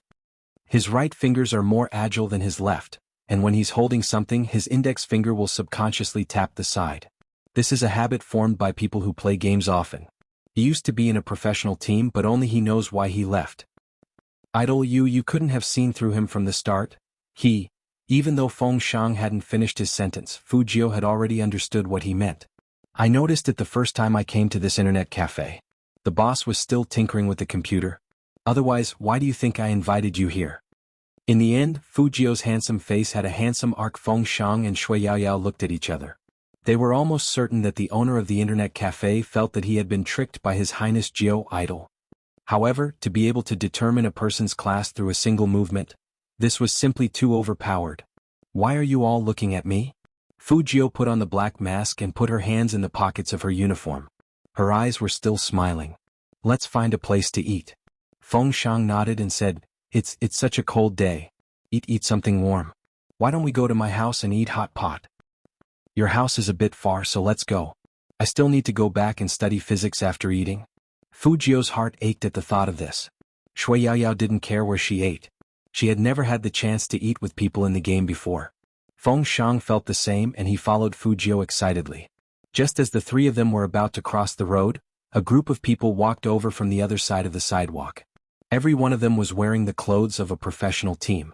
They were all above the standard height, so even their aura was very strong. The one in the lead was Fujio's old enemy, her agent Du Zhe. Other than Du Zhe there was also Fu Ximing. As usual, Du Zhe was like a lackey. He was dressed like a proper person and blocked the path on the left for Fu Ximing. "Young master, this way, this way." Fu Ximing also saw Fujio at this moment. His face was cold and arrogant, as if he didn't want to talk to Fujio at all. He strolled over.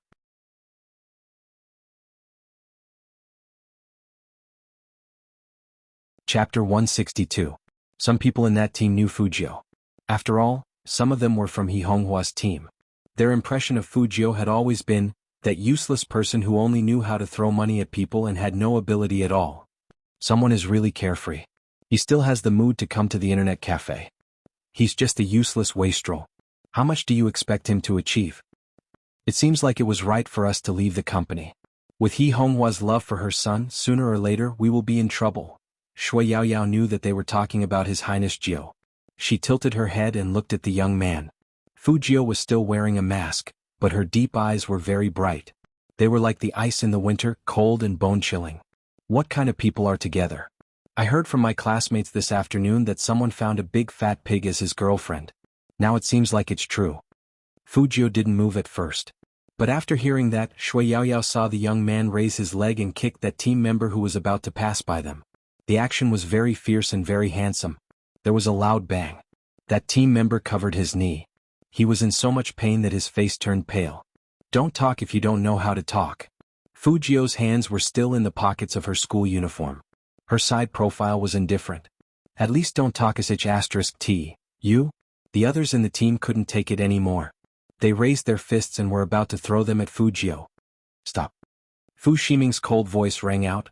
"Do you know what the consequences will be if you start a fight in front of everyone while wearing these clothes? Tomorrow your pictures will appear in the esports tabloids. Come back, a person who can't even pass the exam is not worth your time." The team members tugged at their bags indignantly and pointed at Fujio. Feng Shang was still rolling up his sleeves. This was the first time he fought with his friends, so he was very proactive. "Idol, do you need me to fight?" "No need." Fujio curled up her lips and smiled. It's not fun to fight them here. Feng Shang was a little confused. Then where should we fight? Did they need to jump to a place to fight? He had never fought before, so he had no idea.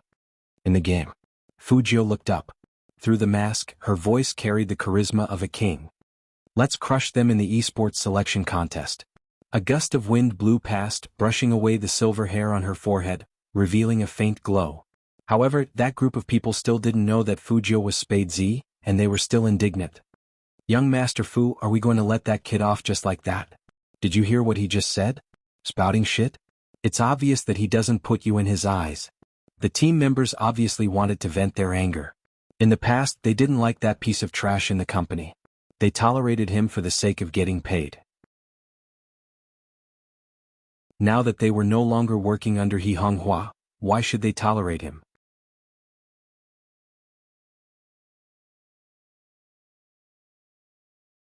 Chapter 163.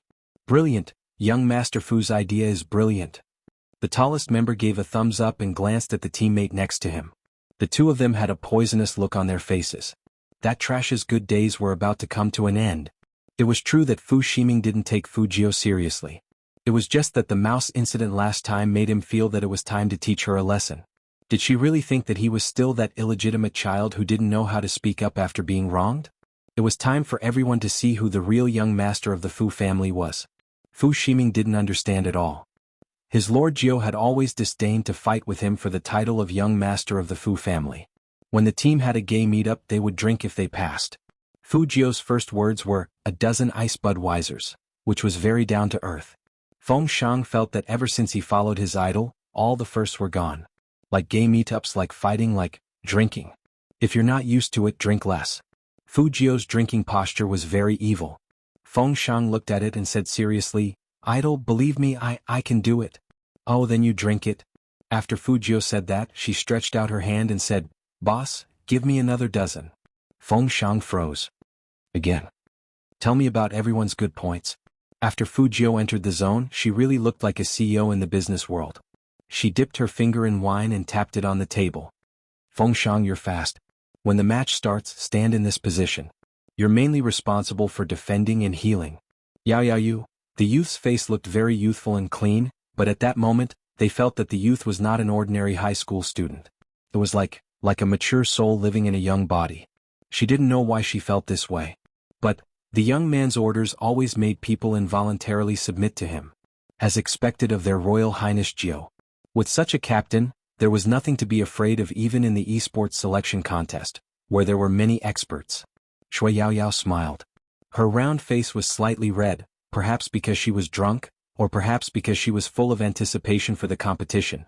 At this moment in Rivertown No. 1 Middle School, a familiar black Lincoln limousine was parked at the side of the road.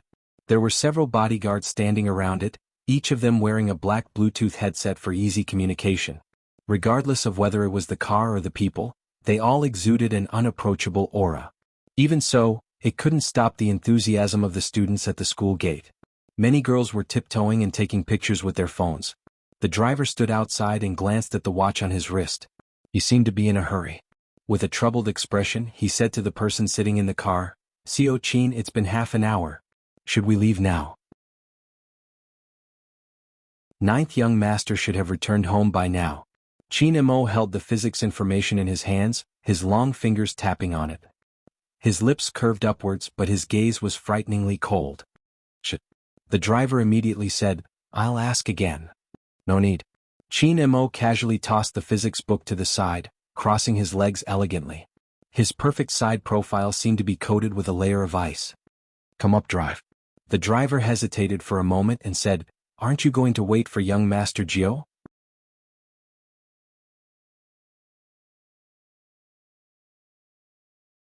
Chapter 164. The driver didn't dare to say anything more. He immediately turned around and got into the car. His hand holding the steering wheel was still a little unsteady. He could tell that the young master was not in a good mood. After all, he had been the Qin family's chauffeur for so long, and he had never seen the young master wait for anyone like this. In the end, the person that the young master was waiting for didn't appear. Of course, he knew that the young master was... It was hard to say. "Turn left ahead." When Chin Mo's low voice came from behind, the driver was confused.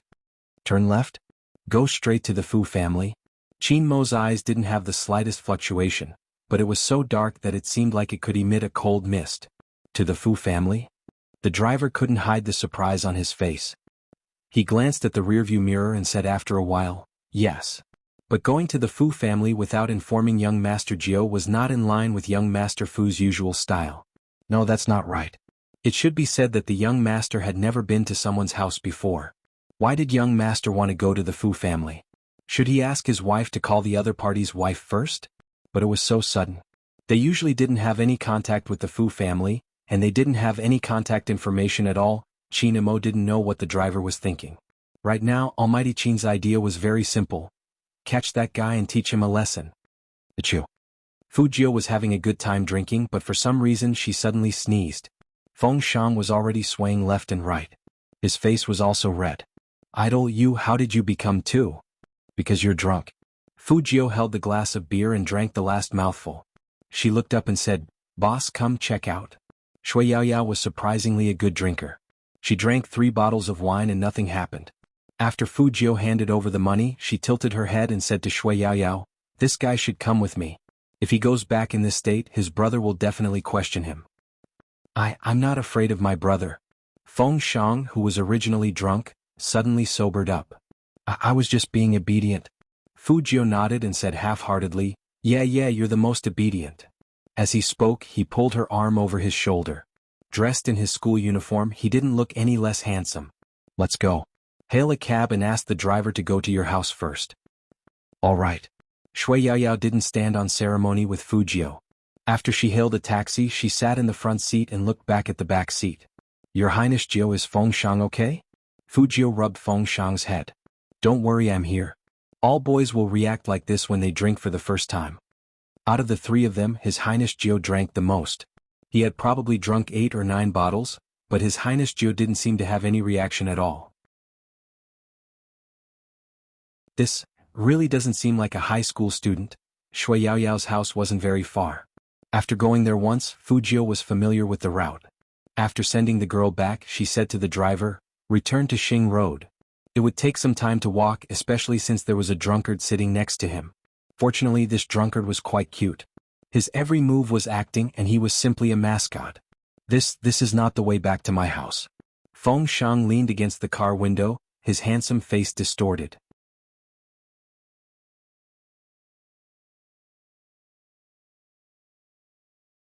Chapter 165.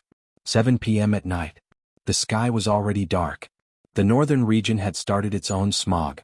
All the roads in Jiang City entered the rush hour. In the living room of the Fu family. Ever since Qin Mo came in, Qin Shaodong didn't know where to put his hands. He stood stiffly at the side. You mean your young master isn't back yet? Qin Mo sat on the sofa, his tone calm. He took off his gloves slowly, exuding an aura of nobility. Qin Shaodong couldn't think of a reason why young Master Qin would appear at his house.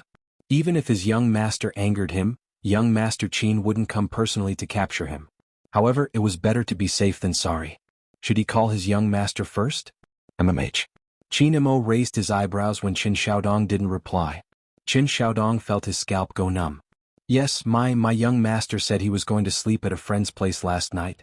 He hasn't come back yet. Why don't I go to the nightclub to look for my young master? Maybe he's back to his old habits? He couldn't figure out what his young master was busy with recently. Qin Mo smiled when he heard this.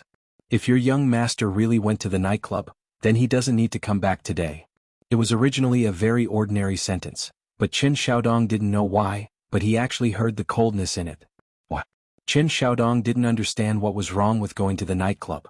After all, it was normal for his young master to go to the nightclub. I came in a hurry this time, so I didn't bring any gifts for Boss He. Qin Mo spoke again, polite and indifferent.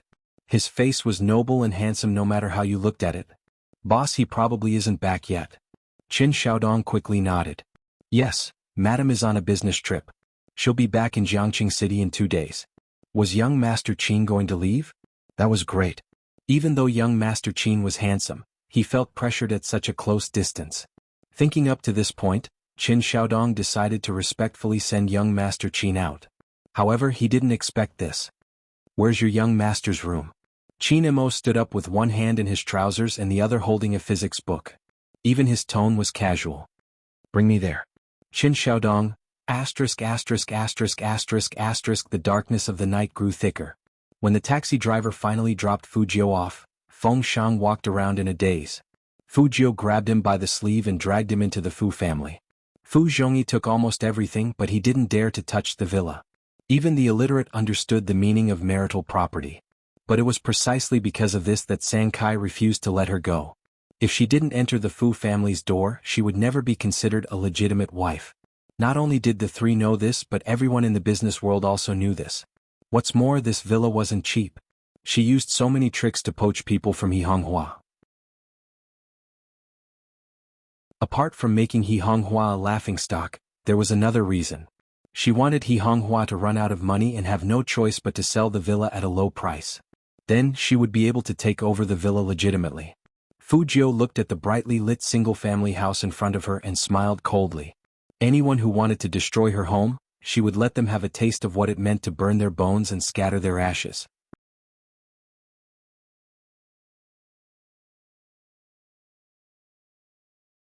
Chapter 166. Her little butler did not even come out to greet her. Fujiu tilted her head in confusion. Since she was still holding on to Feng Shang, she didn't see the only Lincoln in Jiang City parked in the dark. There weren't many people in the hall. Fujiu raised her eyebrows and went straight to the second floor. She wanted to let baby Feng wash his face first. But what she didn't expect was that as soon as she pushed the door open, she saw Almighty Qin, who shouldn't be here, holding the book that was originally on her bookshelf. His handsome godlike face didn't show any emotion. He was sitting on the wooden chair in a very lazy and luxurious posture. He was wearing a pure black suit and Italian leather shoes.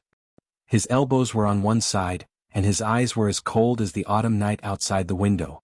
His voice was indifferent. You still know to come back? Fujiu paused for a moment. He did look like a big brother. She had wanted to explain, but student Feng jumped out from behind. I idle. I'll have another drink. After you drink me up, I'll go home with you to sleep. Go home and sleep. Qin Mo repeated the three words and stood up with a faint smile. His eyes were cold. You're really amazing. You brought the second young master of the Feng family home to sleep with just one trip. No wonder you're my younger brother. Almighty Qin's words were definitely the opposite of what he meant. Fujiu was a smart person, so of course she wouldn't do something stupid. She smiled lightly and said, Our team gathered today and everyone was happy, so we drank a few more glasses. I was worried about him going home, so I brought him back to my house. Brother Mo, I won't do anything to baby Feng. His big brother will ban me. I don't know if his big brother will ban you, but if there's a next time. Qin Mo approached slowly, and even his breath hit Fujiu's face. It was extremely cold. I won't just break your claws, but don't even think about your legs.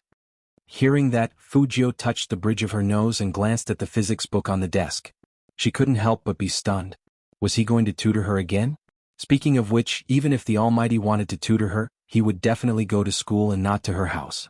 Could it be that after he went to school, he didn't wait for her and then came to her house? Only then did Fujiu realize how serious the situation was. A businessman who valued time like the Almighty rarely waited for others. With the Almighty's personality, he would definitely find a way to get back at her. But Qin Mo didn't seem to be in a hurry to deal with Fujiu. He turned sideways and took out his phone. He looked at her and dialed a number with his slender fingers. Manager Feng, who was still attending the party with his team, was stunned when he saw the caller. President? When had his Almighty ever called him? He would call 5 times before the other side would pick up one. Sometimes the Almighty would say, Feng Yi, don't call me if it's nothing important, understand? At that time he really wanted to smash his phone. But now, Manager Feng coughed seriously and deliberately lowered his voice, trying to create a sense of maturity.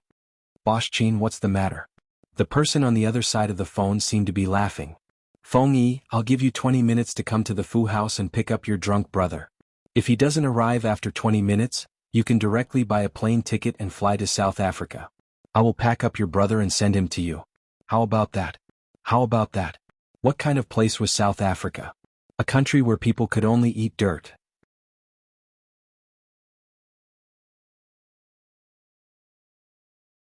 Chapter 167. Feng Shang, who was drunk, seemed to hear someone calling his big brother's name. He immediately straightened his back and sobered up a lot. At least, he recognized who the person standing in front of him was. Young Master Qin. Why was young Master Qin at his idol's house? Didn't his idol say that he would take him home to sleep? Why did he call Almighty Qin here? Feng Shang shook his head. It was a mess.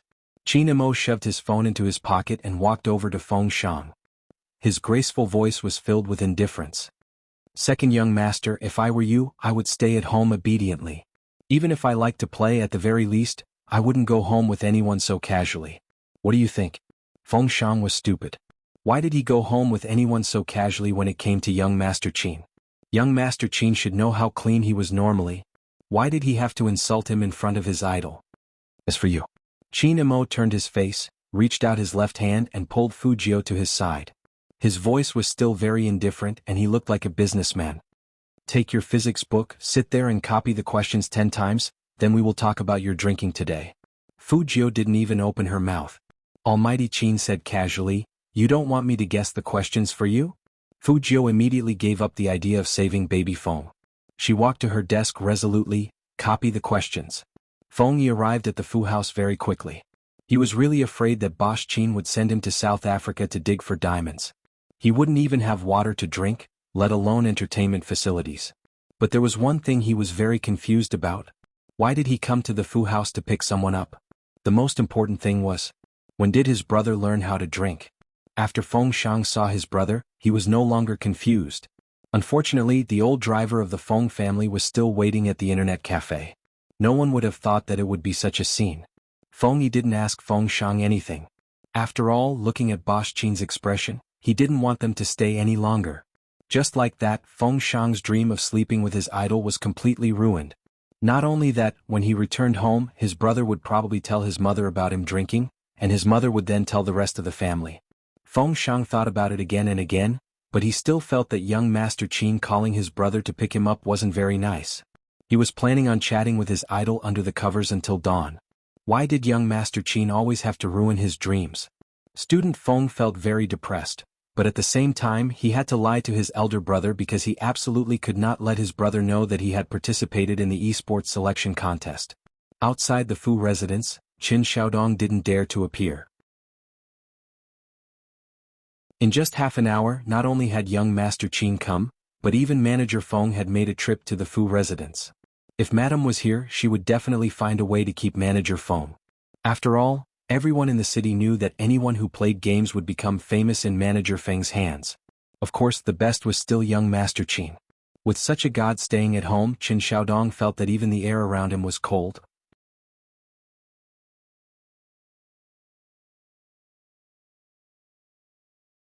Chapter 168. In the entire Fu family, only He Honghua knew that Fujio was a girl.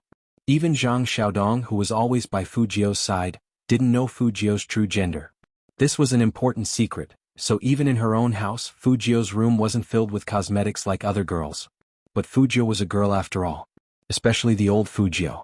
She had always imagined that one day she could regain her female identity. So in this room, there would always be traces of a girl's existence. In fact, Fujio was quite sensible. She knew that if people found out that she was a girl, she and her mother would be finished. But the old Fujio couldn't stand this kind of life, so she had to cover it up and vent her anger at He Honghua. So much so that she developed the habit of putting the things she secretly bought in the bedside drawer. Since her rebirth, Fujio had been busy playing games, making money and taking revenge. She didn't have time to deal with these small things.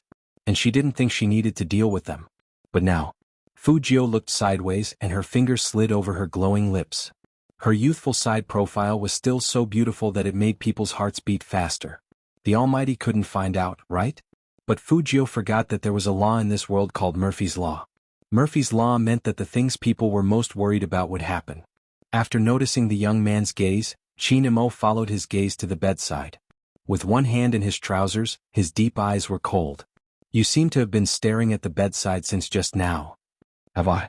Fujio turned around in her swivel chair and smiled. Qin Mo walked over to her and bent his waist down. He placed both his hands on the table behind her in a beautiful posture. A lock of black hair fell in front of his sharp eyes, imprinted on his handsome face, adding to his arrogance and untamed nature. In an instant, the man's minty cigarette scent filled her mouth and nose. It was the same scent that occasionally emitted from his suit, quiet and cold. Fujio didn't move, but raised her head with an evil smile. Qin Mo's eyes were like a deep whirlpool in the night, especially when he looked at her. The posture of the two of them was really not ordinary. So when Qin Xiaodong wanted to come in with the tea, he was scared back. What did he see? Young Master Qin was kissing their young master? He must have been mistaken. That's right, how is this possible? From the back it was indeed an ambiguous angle. In addition, both of them were very handsome, so it was inevitable that people would think in that direction. Especially when Fujio put her hands on the chair and deliberately lifted herself up. She said to Qin Mo's lips, "Brother Imo, I find you especially handsome today, really?" When dealing with an opponent, there were times when it was useless to always use attacking methods. Compliments were the most useful when the other party was angry. But in the next second, he freed his left hand and lightly patted the youngster's adorable face. It was rare that he wasn't mocking her. "You have a sweet mouth, but you seem to have forgotten something." Qin Imo retracted his arm from Fujio's back, and his magnetic voice continued unhurriedly, "I studied psychology."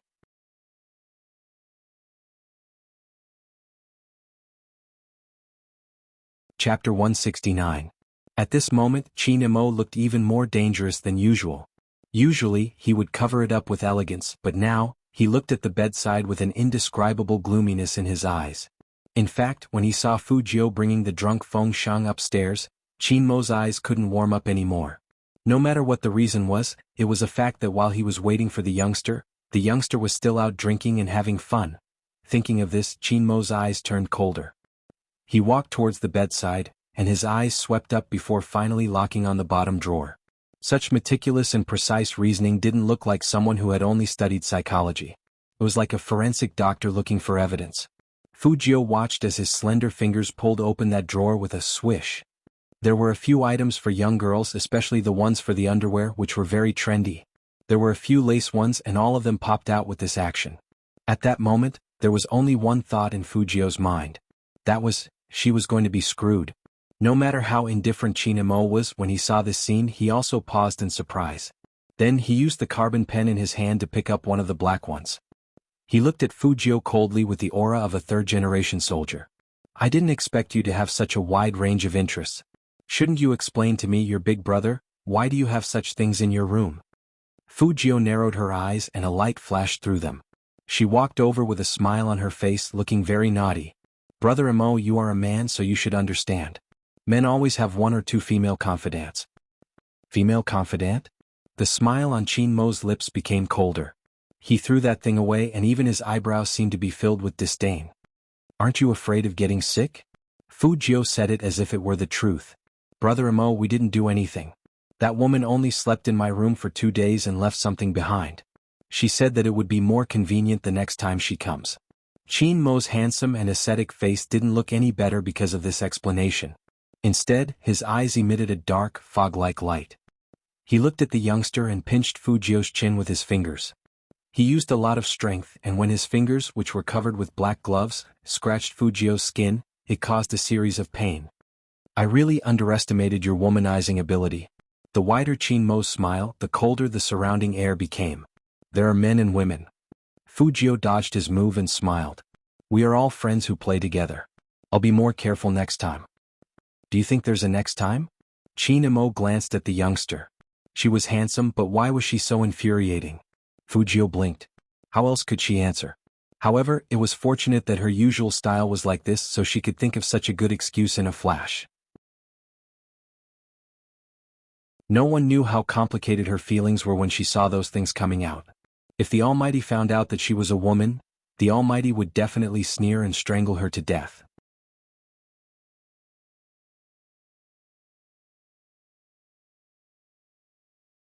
Chapter 170. Change the sheets. Fujio reminded the Almighty, "It's night time." "Why do you need to change the sheets in the middle of the night?" Qin Mo's lips were full of coldness, and he said simply, "Dirty my eyes." "Okay." Fujio remembered that the Almighty was a neat freak, so she called Qin Xiaodong in. Qin Xiaodong kept signaling his young master with his eyes. In his memory, young Master Qin was kissing his young master just now. He must want to know if it is true. "Get a sheet and change this." Fujio didn't understand her little butler's expression at all. Qin Xiaodong curled his lips desperately. Fujio raised her eyebrows. What's going on? Qin Xiaodong wanted to give some obvious hints. But young Master Qin, who was leaning against the floor-to-ceiling window and flipping through a book, opened his mouth again. His voice was extremely deep. Take out the things in the drawer and throw them away. Things in the drawer? Qin Xiaodong didn't know what they were. He watched as his young master calmly took out 2 pieces of girl's bra. Young master, how could we have these things in our house? Qin Xiaodong cried out in a flash. Fujio explained calmly, they're from a friend. Okay, take them out quickly. The Almighty and I still need to study. If they stayed any longer, her lie of taking a girl home to sleep with her would be exposed. What friend? Young master never had any friends, okay. Qin Xiaodong, who was pushed out of the door, knew that his young master was fooling him. Young master didn't even look at girls in the past, so how could it be? Qin Xiaodong looked down at the eye-catching clothes in his hands. Could it be that? Young master was so perverted that he started to fantasize that he was a girl because he wanted to pursue young master Qin? Qin Xiaodong's eyes widened, and his face turned very ugly. Should he tell Madame about this? No, forget it. Young master had just gotten better, and if he told Madame about such a cruel thing, Madame wouldn't be able to take it. In the room, Qin was still standing in front of the window.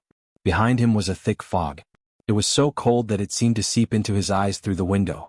No matter where it was, when a man stood there, it felt like an international conference was about to be held. It was just a simple physics lesson. She didn't know how the Almighty grew up to be so noble. It made her curious about the Almighty's mother. Fujio's mind was full of thoughts.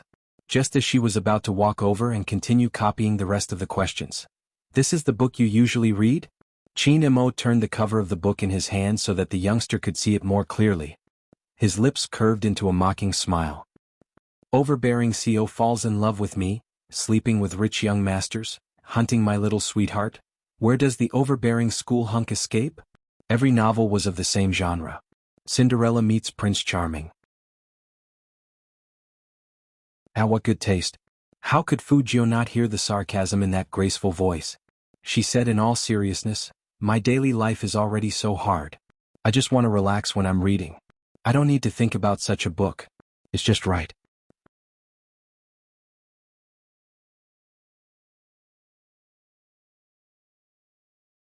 Chapter 171. When Fujio heard that, she stretched out her arms. Her school uniform jacket was half over her shoulders, and she raised her pretty eyebrows. Her posture was very devilish and handsome. Brother Imo, I'm so aggressive. Do you think I look like the one on the bottom? Everything looks like it. Qin casually tossed the books to the side, his voice elegant and dignified. You look as though you're being suppressed. Fujio, she really couldn't take this sentence as a compliment. The Almighty's sharp-tongued skills could really cause internal injuries. He's always reading these books. No wonder he got last place. Qin stood tall and slender, his left hand in his pocket. His eyes were filled with mockery towards all the bad students in the world.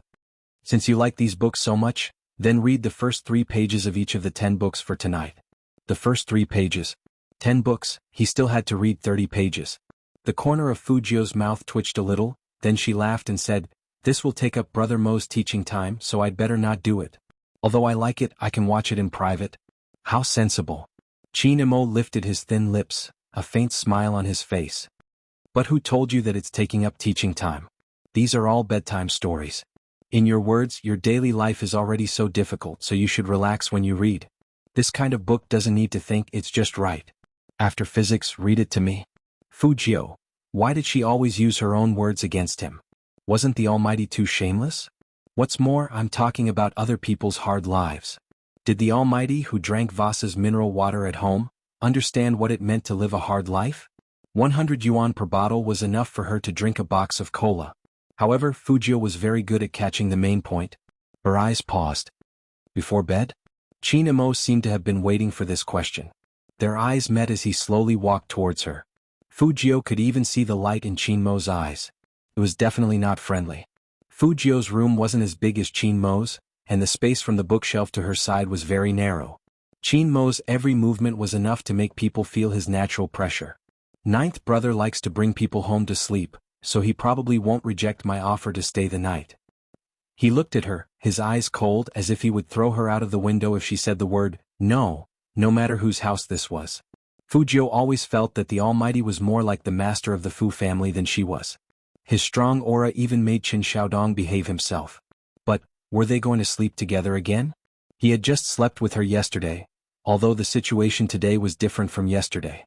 This was the Fu family, her territory, so it was slightly better. But when she woke up in the morning she still felt that it was too cruel. But the Almighty didn't give her a chance to refuse. He pulled out one of the wooden chairs in front of the desk with his right hand and sat on it lazily. He crossed his legs and looked elegant. His handsome face, which seemed to be cast by a knife, tilted towards the other wooden chair beside him. It was obvious that he wanted her to sit down as well. The Almighty doesn't even need to open his mouth to command people now. Fujio muttered in her heart, but she didn't resist since she still needed to learn the secrets of physics. Anyway, she was tired of standing all the time. When she sat down she would think of a good reason to reject the Almighty's request to sleep in her house. Chinamo glanced at the young man and said faintly, "Last time I bet on the big questions. This time I bet on 20 multiple-choice questions." Hearing that, Fujio immediately changed her mind. You're tuning in to the Han Li's Wuxia Chronicles YouTube channel. We're so grateful for your support, and don't forget to subscribe to join us on this incredible journey through captivating stories.